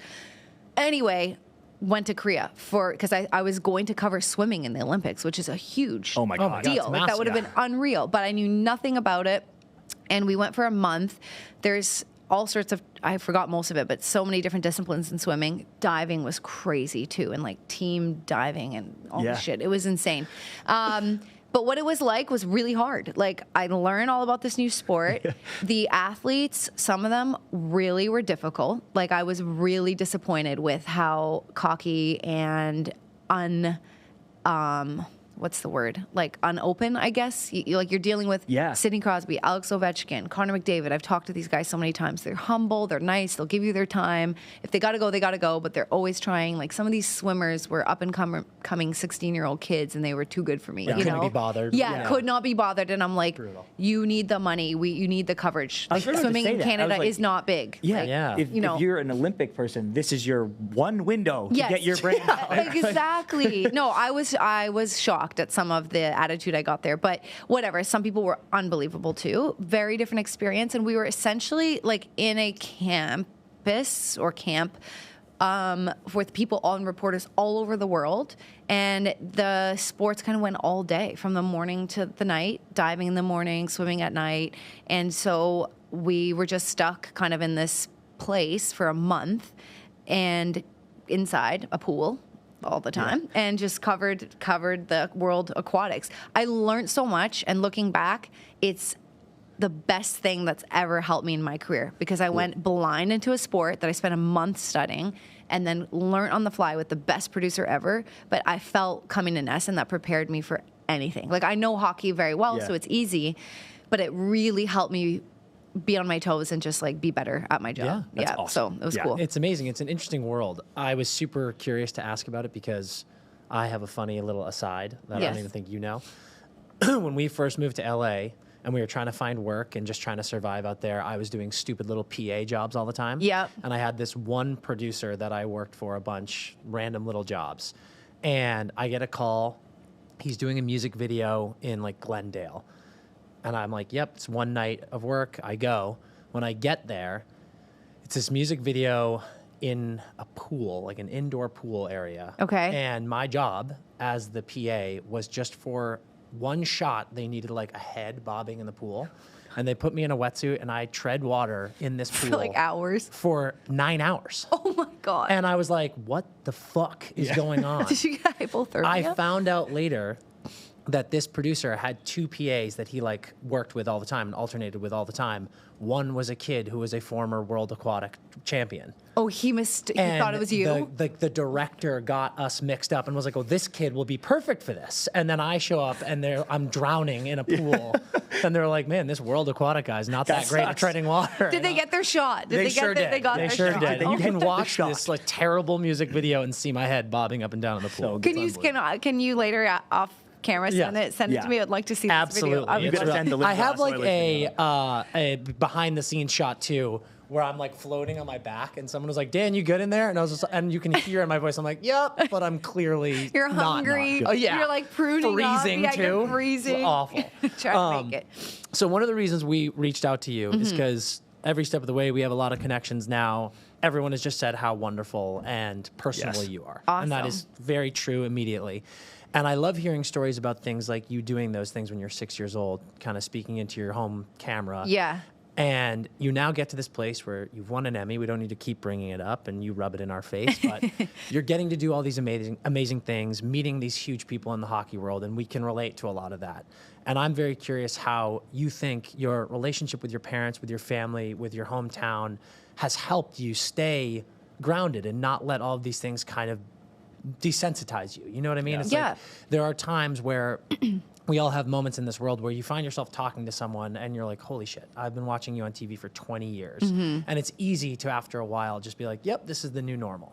But you kind of carry yourself with such a poise and appreciation, I think, is the best thing for this world and the people we talk to. How do you keep that going as you keep doing what you do? Well, first of all, thank you for the compliment, because it is a nice compliment to say that. And so I really appreciate it. I definitely think the main core reason is because I wanted this job for the sake of talking about hockey, not for the sake of being on camera or for the sake of being famous. That. And like I used to say, if I could do this job and broadcast to like when I was a kid, I'd say this, like a bedroom full of teddy bears, which is such a weird analogy. But like, we're like, they're just, that's the audience. They're just there. You know what I mean? I don't care. Like, I don't need people to know who I am. And I appreciate having a relationship with fans, but it was never about the next step. It was never about the dangling carrot, like being bigger. What helps in growing is like the income can get better. And you know, when you start out, you make like $40,000 a year. It's crazy. People think you make a lot of money on TV. And you just, not anymore. I think you used to, right? So that, in that sense, I want to grow more because I would like to be able to like afford Boston, first of all. That would be nice. As a baseline, that would be good. But yeah, no, I think I just have always wanted to do this. And I love so much of what I do, but it really isn't ever about who I am to other people. And I don't tell Nesson this, but like you know, if ESPN called me or TNT called me, yeah, maybe. Like, of course, I would consider things. But I'm so happy with like the base and the family and the friends I've created here, and that's not easy. You guys have moved. Oh my God, it's really hard to create like your people, especially as you get older and you're 22, fresh out of college. Like, cool. But most people now my age are getting married, having kids, all this kind of stuff. So it's hard to find your people. And I say that, I'm kind of answering your question in a roundabout way, but like, I'm not looking for the next job just to move up. I'm looking and was looking to find a place where I'm generally and genuinely happy, and I work with good people, and the Bruins and Nesson, but the Bruins are the best team ever for that. I've covered a lot of other teams, not as close, not on the plane all the time around them, but I've been around other teams. The Bruins are the best. So that is worth so much. And like, having a random person stop you every once in a while, if you do get bigger, just to take a picture with you, that doesn't feed my soul. Like, you know what I mean? It's nice. It's a compliment when people, Bruins fans are the best, when they genuinely want to stop and say like, I love you, like you're an inspiration to me. I get that from a lot of young women. That feeds my soul. For sure. But like, I'm going to use Erin Andrews as the example, because it's just everyone knows who I'm talking about. She's amazing and everything, but I'm sure too that it gets tiring sometimes of like a random person in every city you're at who wants to take a picture of you, or there's obviously she had that terrible situation, that scandal, and you know, so it was never about being known. It was just about doing what I love. And so I think that's easy to remember, that that's why you're here. Yeah. You know? Yeah. I think that's such good advice. We talk about it a lot with some of our other colleagues. It's like remembering why you got into it, or why you started doing the thing that led you to where you are, usually and hopefully always comes from a place of love and passion. Totally. And if you don't forget that, it's going to take you a good place. Totally. For sure. And it could, like, it changes through the course. Like, I'm sure, ask any players you've had on, like, they wake up and they want to be motivated to win the Stanley Cup every single year. But even like Patrice Bergeron last year when he retired was like, I just didn't want it as much as I needed to at the end there. Or not at the end of the season, I know exactly but you know what I mean. Yep. When he was deciding it, what was drawing him was his kids. And there are many times in this industry, as you guys know, it's a grind where you're like, do I want this? Like, it's hard. I didn't, you know, I keep bringing up the money thing, but like, you don't make a lot of money off the top. Like, I moved away from my family. It's evenings and weekends. So I'm missing weddings. I'm missing parties. I'm missing everything I want to do. So that does go away, but you always come back to it if you really, really love it, absolutely. You know? Yeah. Sort of similar to the sports and hockey world, you have been very open about your passions with health and fitness, which I love. Yeah, and really I'm pumped to talk about. You recently have become certified as a holistic health coach, which is awesome, and you've launched your Fully Alive with Sophia IG page, which is really sweet. Yes. Tell us all about when that started, because I think we're kind of living in this cool world where we're seeing so many people who now have very, very successful health and fitness channels and platforms and things like that. And it doesn't always come naturally to people. People find it later in life. Yeah. When did you realize you loved it and then wanted to do things like get certified, start your own business and brand in that space? Yeah. So, wow, I could talk about this forever. But I'll go. Okay. I'm one of 5, and my parents always say that I was born motivated. I don't know why. Like, we had to earn everything Where are you in the 5? 4th. I'm the 4th, so maybe a little sister. You were getting bullied. I was getting bullied. I had to like stand up for myself. I need to stay fit. Totally, exactly. My mom had a daycare growing up, but I was handed nothing. Like, I remember when I turned 13, my mom sat me down and she's like, "You're paying for everything you need right now. We have a roof over your head. We have food. You want anything extra? You're paying for it. Get a job. We don't have a lot of money. Like, figure it out." And it was like a bit of a reality check. Like even my bus tickets to school I had to pay for because they were like, you got to babysit. I don't know, get a job, do something. So like I was definitely like a hustler growing up. And I think that plays into like this story a little bit. And my parents were amazing people that provided. They just were like, if you want to go to the movies, you have to babysit, learn the value of money. And a movie ticket's $9. You have to babysit for 2 hours to go to the movies. Like that's kind of how they taught me. Those the days, $9 for the movies? Yeah, I know, exactly. Babysitting was $3 an hour. Crazy. Like I can't even buy coffee for $3 now, which is insane. Anyway, so that's kind of like the way I grew up. But my parents also said you were just weird because I think I joined a gym at 16 or 17 years old, and not to be fit, just to kind of burn energy, I think, have something to do. And gyms have come a long way. Yeah. Like that. God. We're talking 20 years ago. Gyms have come a long way. So it was like a meathead gym. And thinking about it now, like I remember being like an 18-year-old girl that was very unaware of like, turning into a woman, and I was like working out with these like creepy old men, but whatever. I did not know any better. But my parents were like, why do you want to go to a gym? Like, we don't work out. Yeah. They're fit and healthy people, but we're not, none of your siblings work out. I just had energy to burn, I think. And I started to fall in love with the gym. And anyway, I got really sick when I was about 18 or 19, like really, really sick, like gained a lot of weight, had depression symptoms, was tired all the time. I was in university, working at Starbucks from like 4 a.m. till 9 so I can go to class after, interning in the evenings till 11, like probably not getting enough sleep. But I needed the energy. And I'm like, you, that's not the first problem. You were definitely not getting enough sleep. We're not going to say probably there. That's a certainty. Sleep. So but I needed I'm 18 years old, 19 years old. Like I should have this energy to go to school, intern, do all these things. But I just started to feel really sick. And I had this like very sweet at the time, high school boyfriend who cared about me so much and probably spent every weekend with me for a year that we were dating, going to different doctors and hospitals. Because he was like, I believe you. But a lot of the doctors were like, yeah, it's psychosomatic. Like, you're fine. Even though I was visibly gaining weight and all these things were happening, skin stuff, like rashes, and, whatever. And as an aside, my parents being from Poland, very poor, humble beginning. So they ate everything with the animal that they bought at the market, the chicken. Nose to tail, baby. I love it. Nose to tail. They grew their own vegetables. And my mom kind of brought that back to Canada.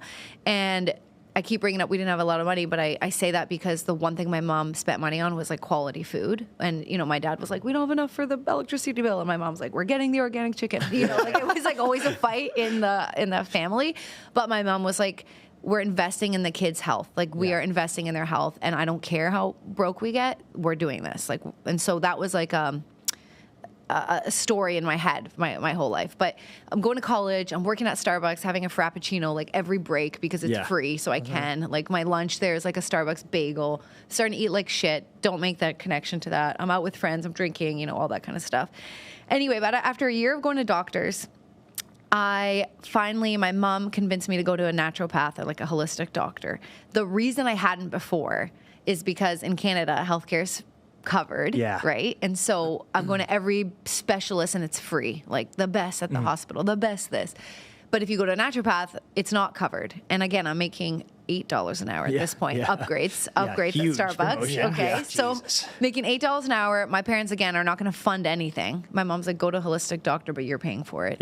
And so I had to save, hundreds of dollars. It took me a long time because I was also paying for my school.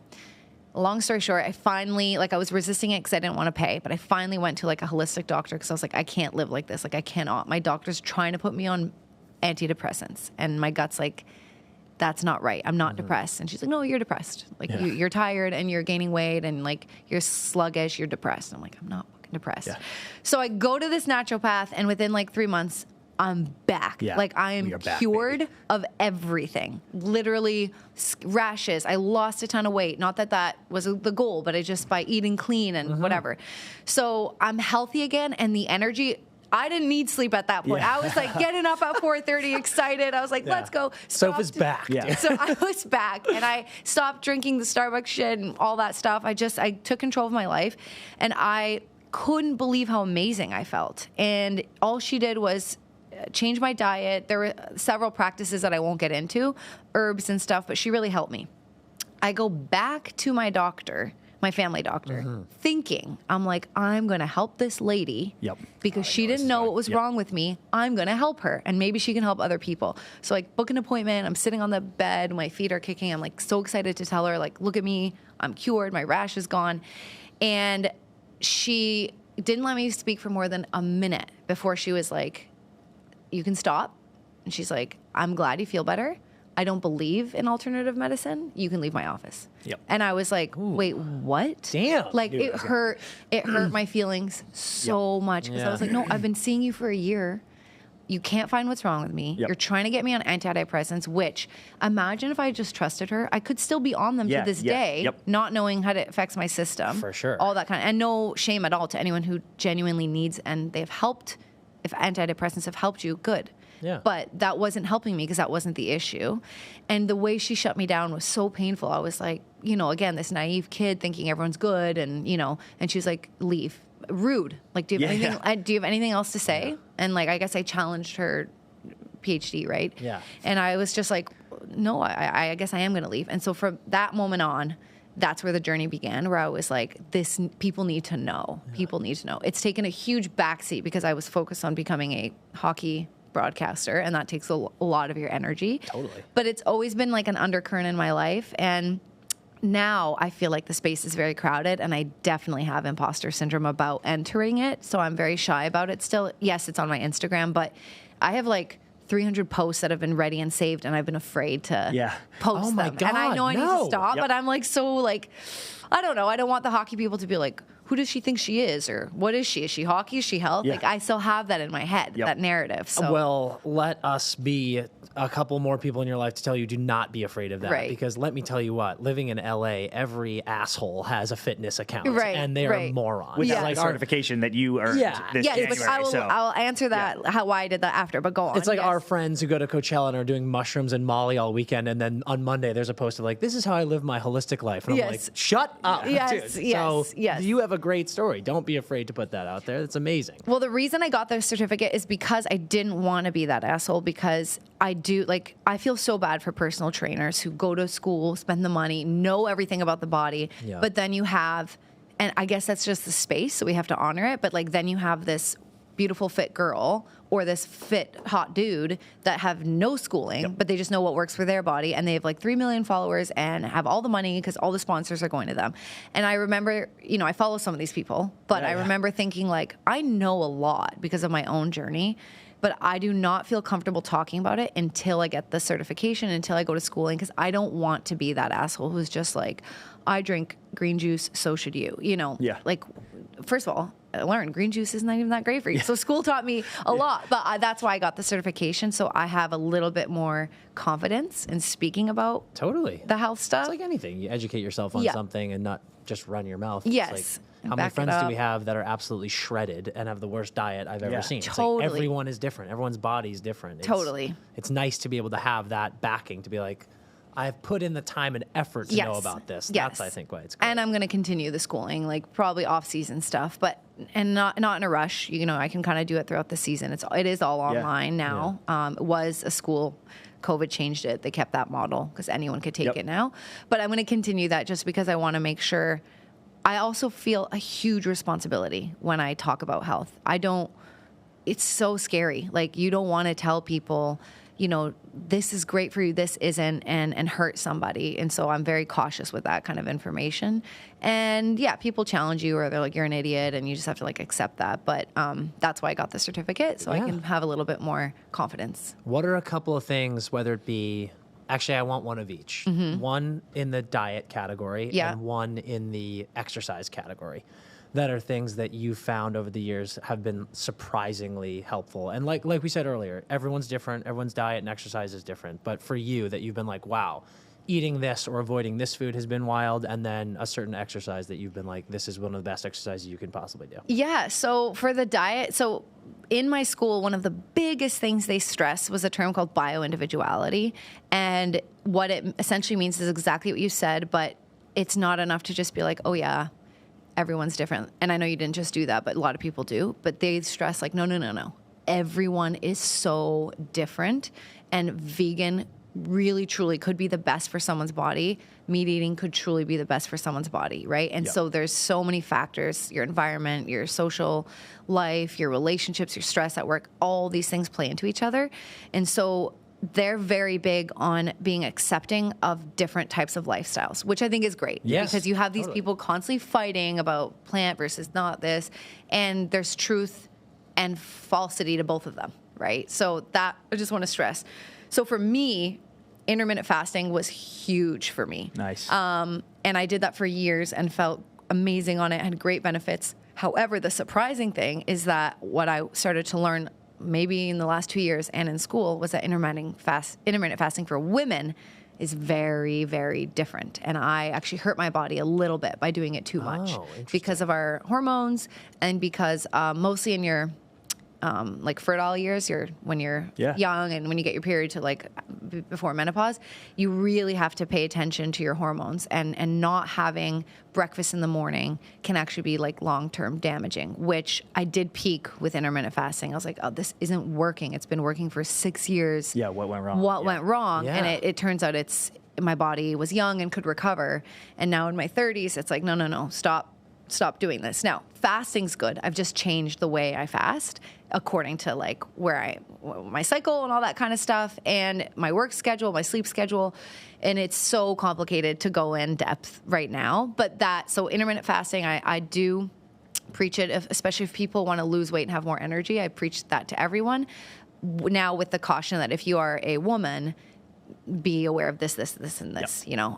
And then one of them is making sure you have breakfast. Like eat late, stop eating earlier in the day, start eating earlier in the day. My window used to be from like 1 to 9 because I worked so late, or 2 to 10. Yeah. And now it's like when I get up to like 6 maybe or whatever. So that's one. That's a huge tip. Yeah, that's I feel great. like so many people don't know that. Yeah, aware of that. I didn't know that. And I'm That's a still huge trying tip. to learn like when I can fast and when I can't and all this kind of stuff. Yeah. But so that's one. And then in the exercise domain, I also didn't know that the body sees all stress as the same stress, meaning if you're stressed at work or stressed in a relationship or stressed because you're sick, it is stress on your body. Like obviously if you're pulling an elastic band, you're causing stress, right? And then it snaps. So there's that. Now, if you're working out super, super hard, even though it's good for you, it's stress on your body. It's something it has to recover. And so this wonderful woman, Cheryl, who is, I met her through Barry Peterson, who's on our panel, former Bruin. Yeah. Anyway, she had breast cancer twice and is in this space as well. And she used to be a CrossFit instructor. And when she was going through her cancer diagnosis, she realized, like, she was doing CrossFit and all this kind of stuff, and she realized that, like, her body is so stressed out that the CrossFit actually ended up hurting her because it was more stress. Yeah. Does that make sense? Yes. Like, Absolutely, of course. Intense workouts, and if you want to stress your body out through working out, I think people have to be more aware, including myself, of when to balance that in. Like if you're going through a heartbreak or someone in your family sick and your body is in this fight or flight or in this stress, I've turned to, which I used to like laugh at, like walking or like Pilates or yoga. I'm like, I don't have time for stretching. Like, fuck that. Like, I need to lift as much as I can. And that's how I used to be, like every day, all the time. And now I'm like, I still catch my brain being like, I didn't work out. And I'm like, no, I'm just going to go for a 20-minute walk in the sun. And this is good for my body because I've had a stressful week. Like I haven't slept well. So instead of adding that stress, then I will do something chill. And then when I have a chill week, like in the summers, I'm not working that much. I'm putting my body through biking, hiking, rock climbing, whatever it is. Awesome. And so it's like that balance is something I learned was very important. That is so good. I've been doing that so much too. The balance? Getting that rest day, kind of, because you're right. I love the idea that it's stressful.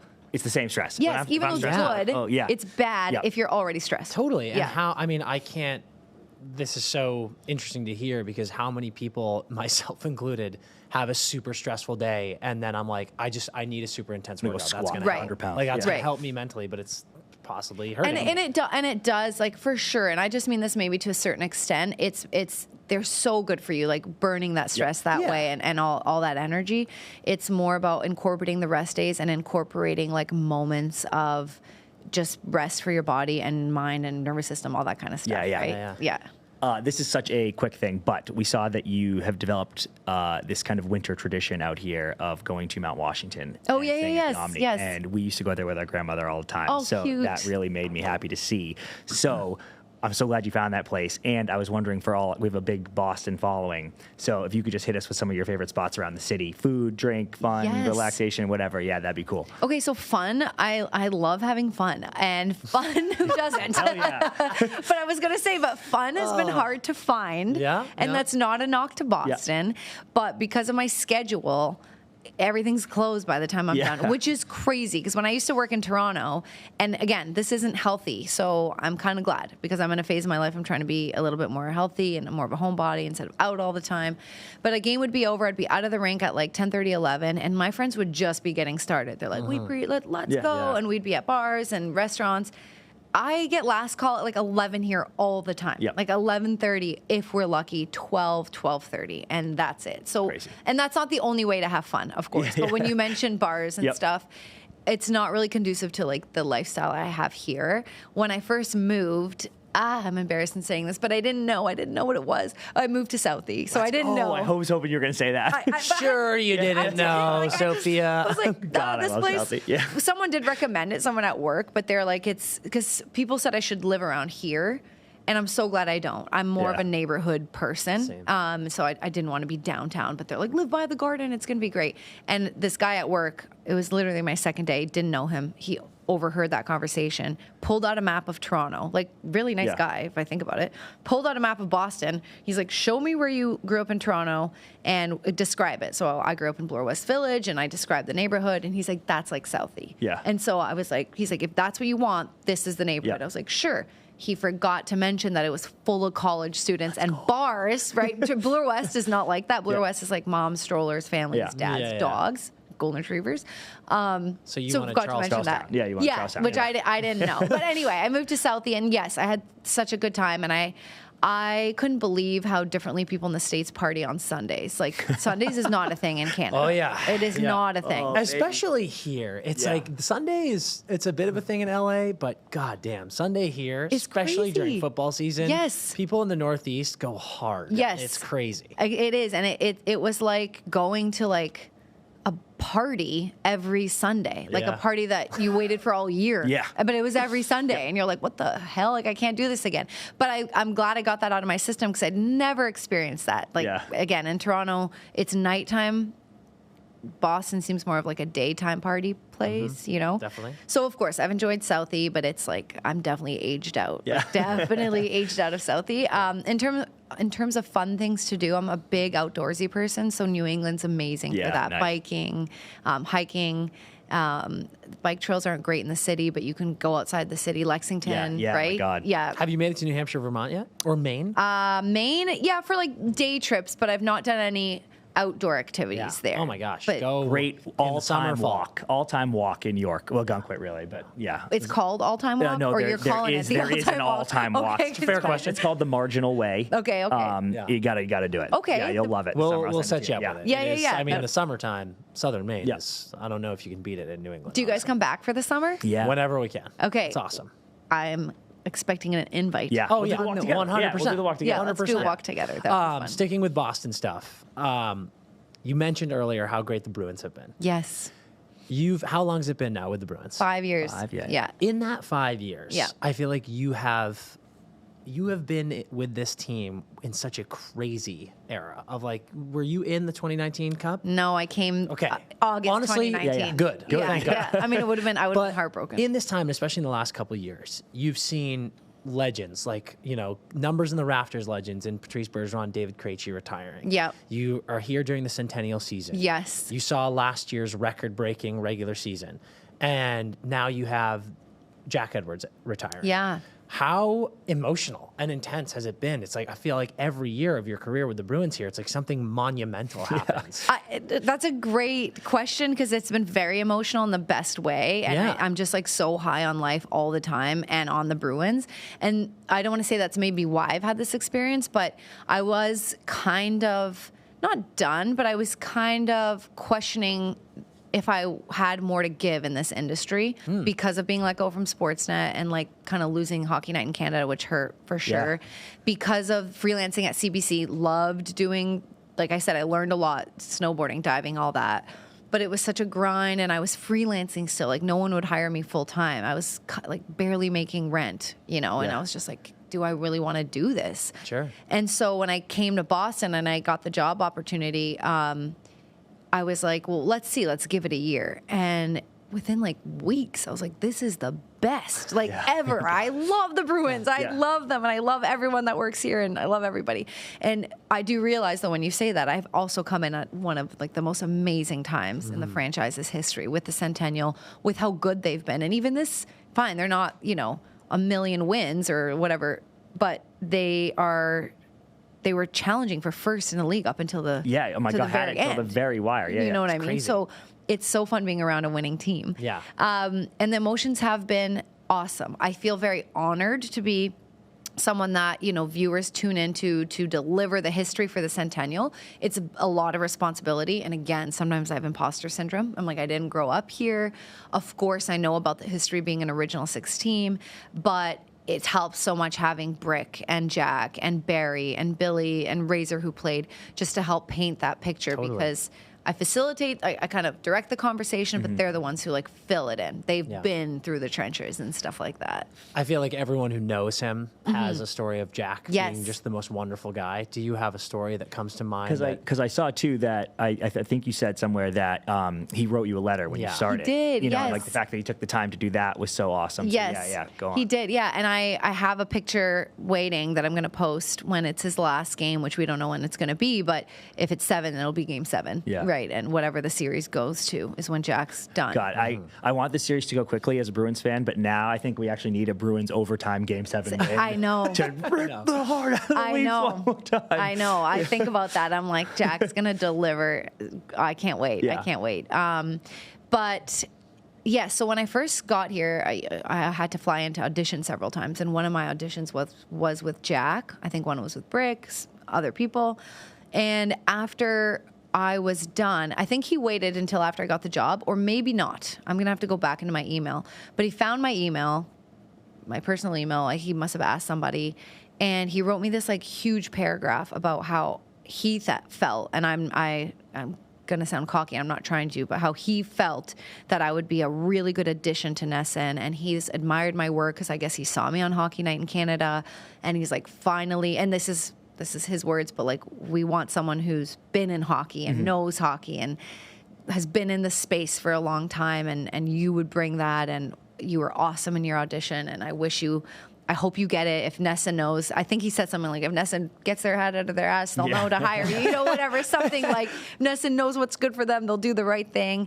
And if you need me, here's my number, here's my email. And I was so touched. Like, I had a 5-minute audition with him, but I think he felt the genuineness of how much I loved the sport. And I think that came through to him. And I think that's what really matters to him too, is like, do you love this as much as we do? Not what do you know, but do you love this? And I think that's his number one. Yeah, it is so clear to me how much he loves it. So yes. No question. Yes. So that's what has always brought me joy, listening to him. Absolutely. He can't stop talking about it. Like, if we're on the plane, he's just broken down the game with Brick for 3 hours, and then we'll get on the plane and he'll like poke over and he's like, what the heck was that? Or how about that call? Or how about that shot? How about that goal?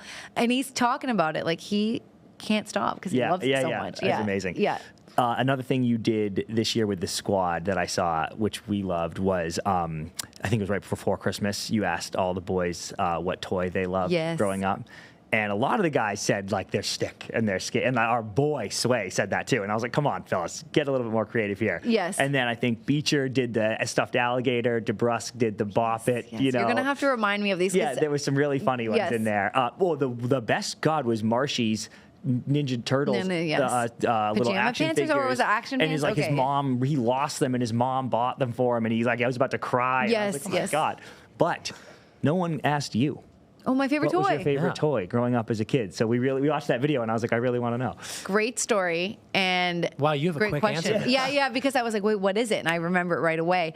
My sister is 13 years older than me, and so and her husband, and they've been together for 25 years, is 10 years older than her. Okay, so he was 23 years older than me, and he's kind of like a second dad to me. But when they first started dating, he's like your typical dude that's never been around a kid and is just like, hello, like, you know, like pokes. It's like, what?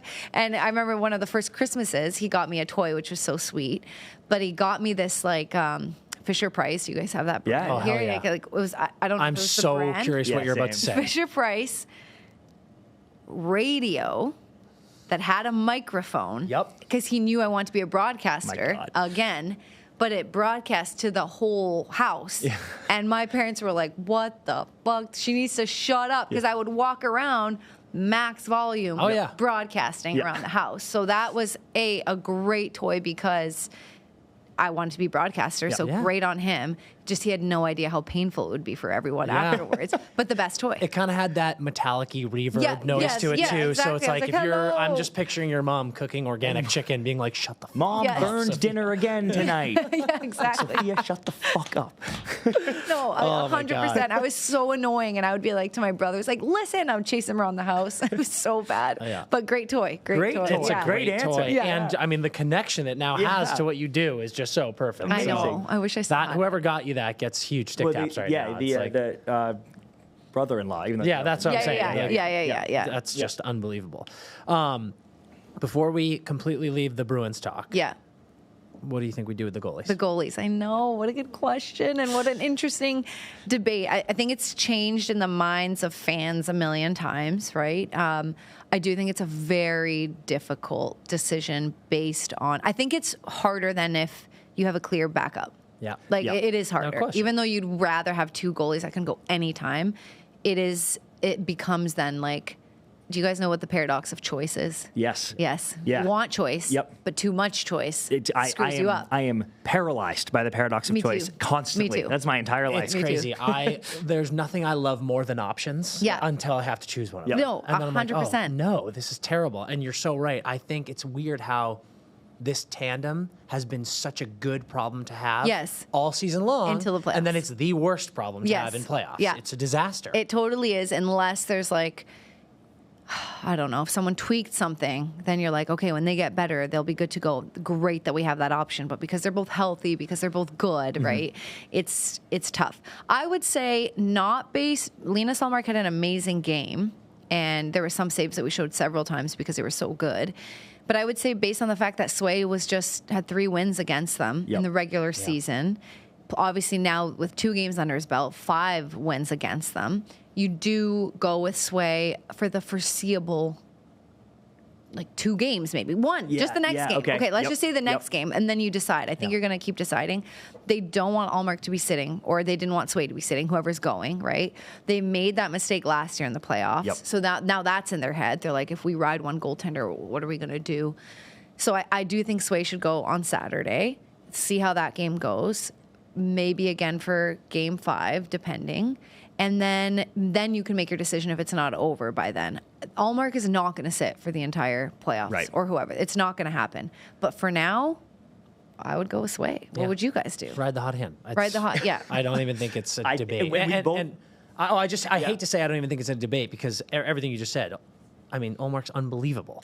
But it's just, I always look at it, if we're talking about the paradox of choice, I look at, let's say they lose game 4. They're going to feel worse if they lose game 4 with Ullmark in net than they would if they have Swayman in net. And that, to me, that's your decision maker. I'm like, that is what you have to do. And it's a really good point. But then fans hopefully are smarter than that and they know, like, it's not Ullmark's fault unless 1 or 2 goals are. But that hopefully game 2, we didn't feel that way. I thought he played really strong. Exactly. But then the narrative is kind of about the goaltending and not the team, which takes responsibility off of the team. And that's not fair. And also they need to feel that responsibility.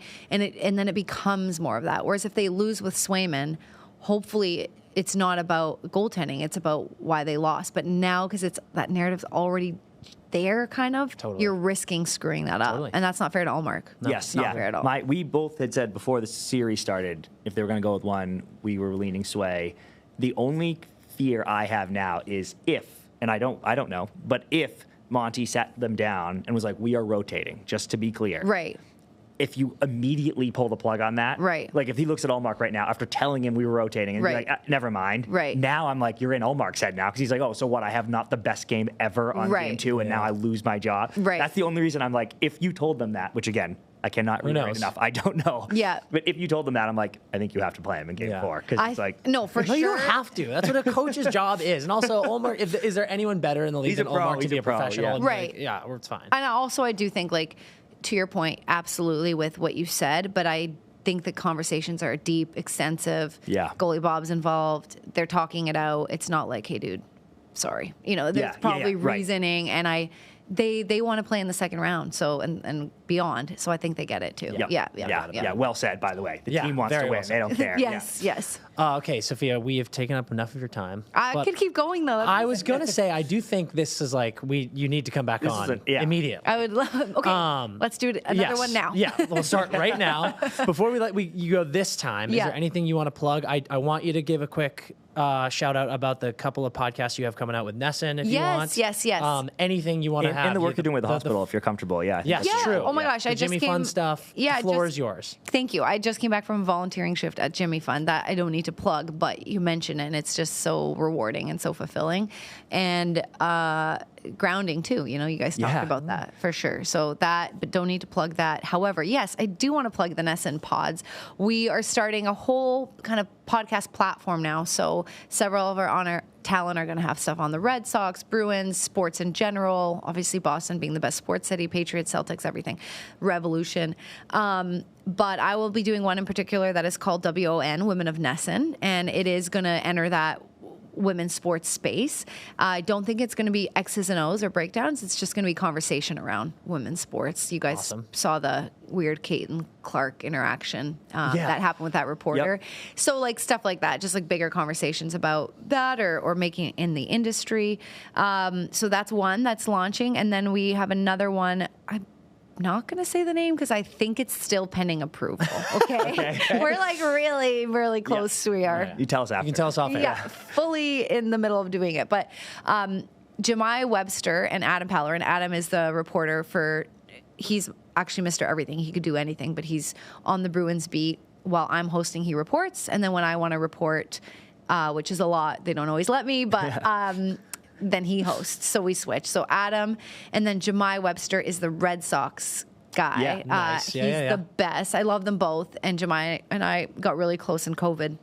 We worked on the same show when like no one was allowed in the office, so we were like, I guess we have to talk to each other. No, but we became really good friends, and so the three of us are going to be doing something, and it's going to be similar to this. It's not going to be about the X's and O's about the game, but it's his experience with the Red Sox and our experience with the Bruins. So in our first episode, we're going to be talking about the different travel schedules. Red Sox stay per city and for 4 days. The Bruins are in and out, and it's about how you get working out on the road, what the routine is, like plane life, bus life, kind of a behind the scenes. I hate using that word because it's so trendy now, but it is kind of like it's just about our lives as the reporters and maybe some fun anecdotal stories about the players as opposed to breaking down the plays. That's going to be on Nesson as well, and I'm super excited for that. Yeah. Fantastic. Yes. Yeah. And you're a natural. At Sophia Jurksztowicz. Yes. And what was the other one that you said? Fully Alive. Fully Alive. So again, I'm so glad you said that because I haven't even put that anywhere because I've been afraid. Why am I afraid? I don't know. I think I'm afraid of rejection. Yep. I'm afraid of hockey fans being like, shut up, you don't know anything about health, or this is stupid. So I have to get over that, but I'm going to start pushing that. So Fully Alive with Sophia is where I'm transitioning. All my health stuff is going to go to that, and I'm going to separate the two. I was trying to put them together. It's really cool stuff, by the way. There's so many fascinating things. The vitamin thing I love. Oh, good. The different oat milks. But I was dying because oat milk is trash, dude. I knew you were afraid without you even saying it because on your Fully Alive, it's like the same day. It was like April 1st, you like dumped 3 on April 1st. And I was like, oh, she definitely had these in the bag.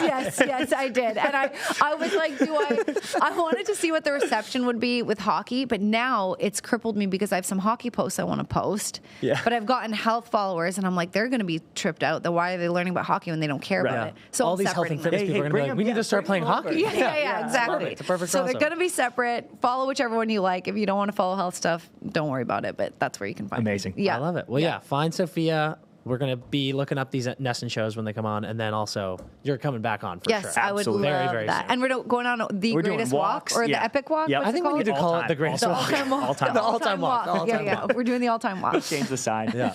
Well, thanks again. Thank Sophia. you, guys. Yeah, it's a blast. Thank you. All right. Well, that's it for us this week at the Empty Netters podcast. And until next time, Skate hard.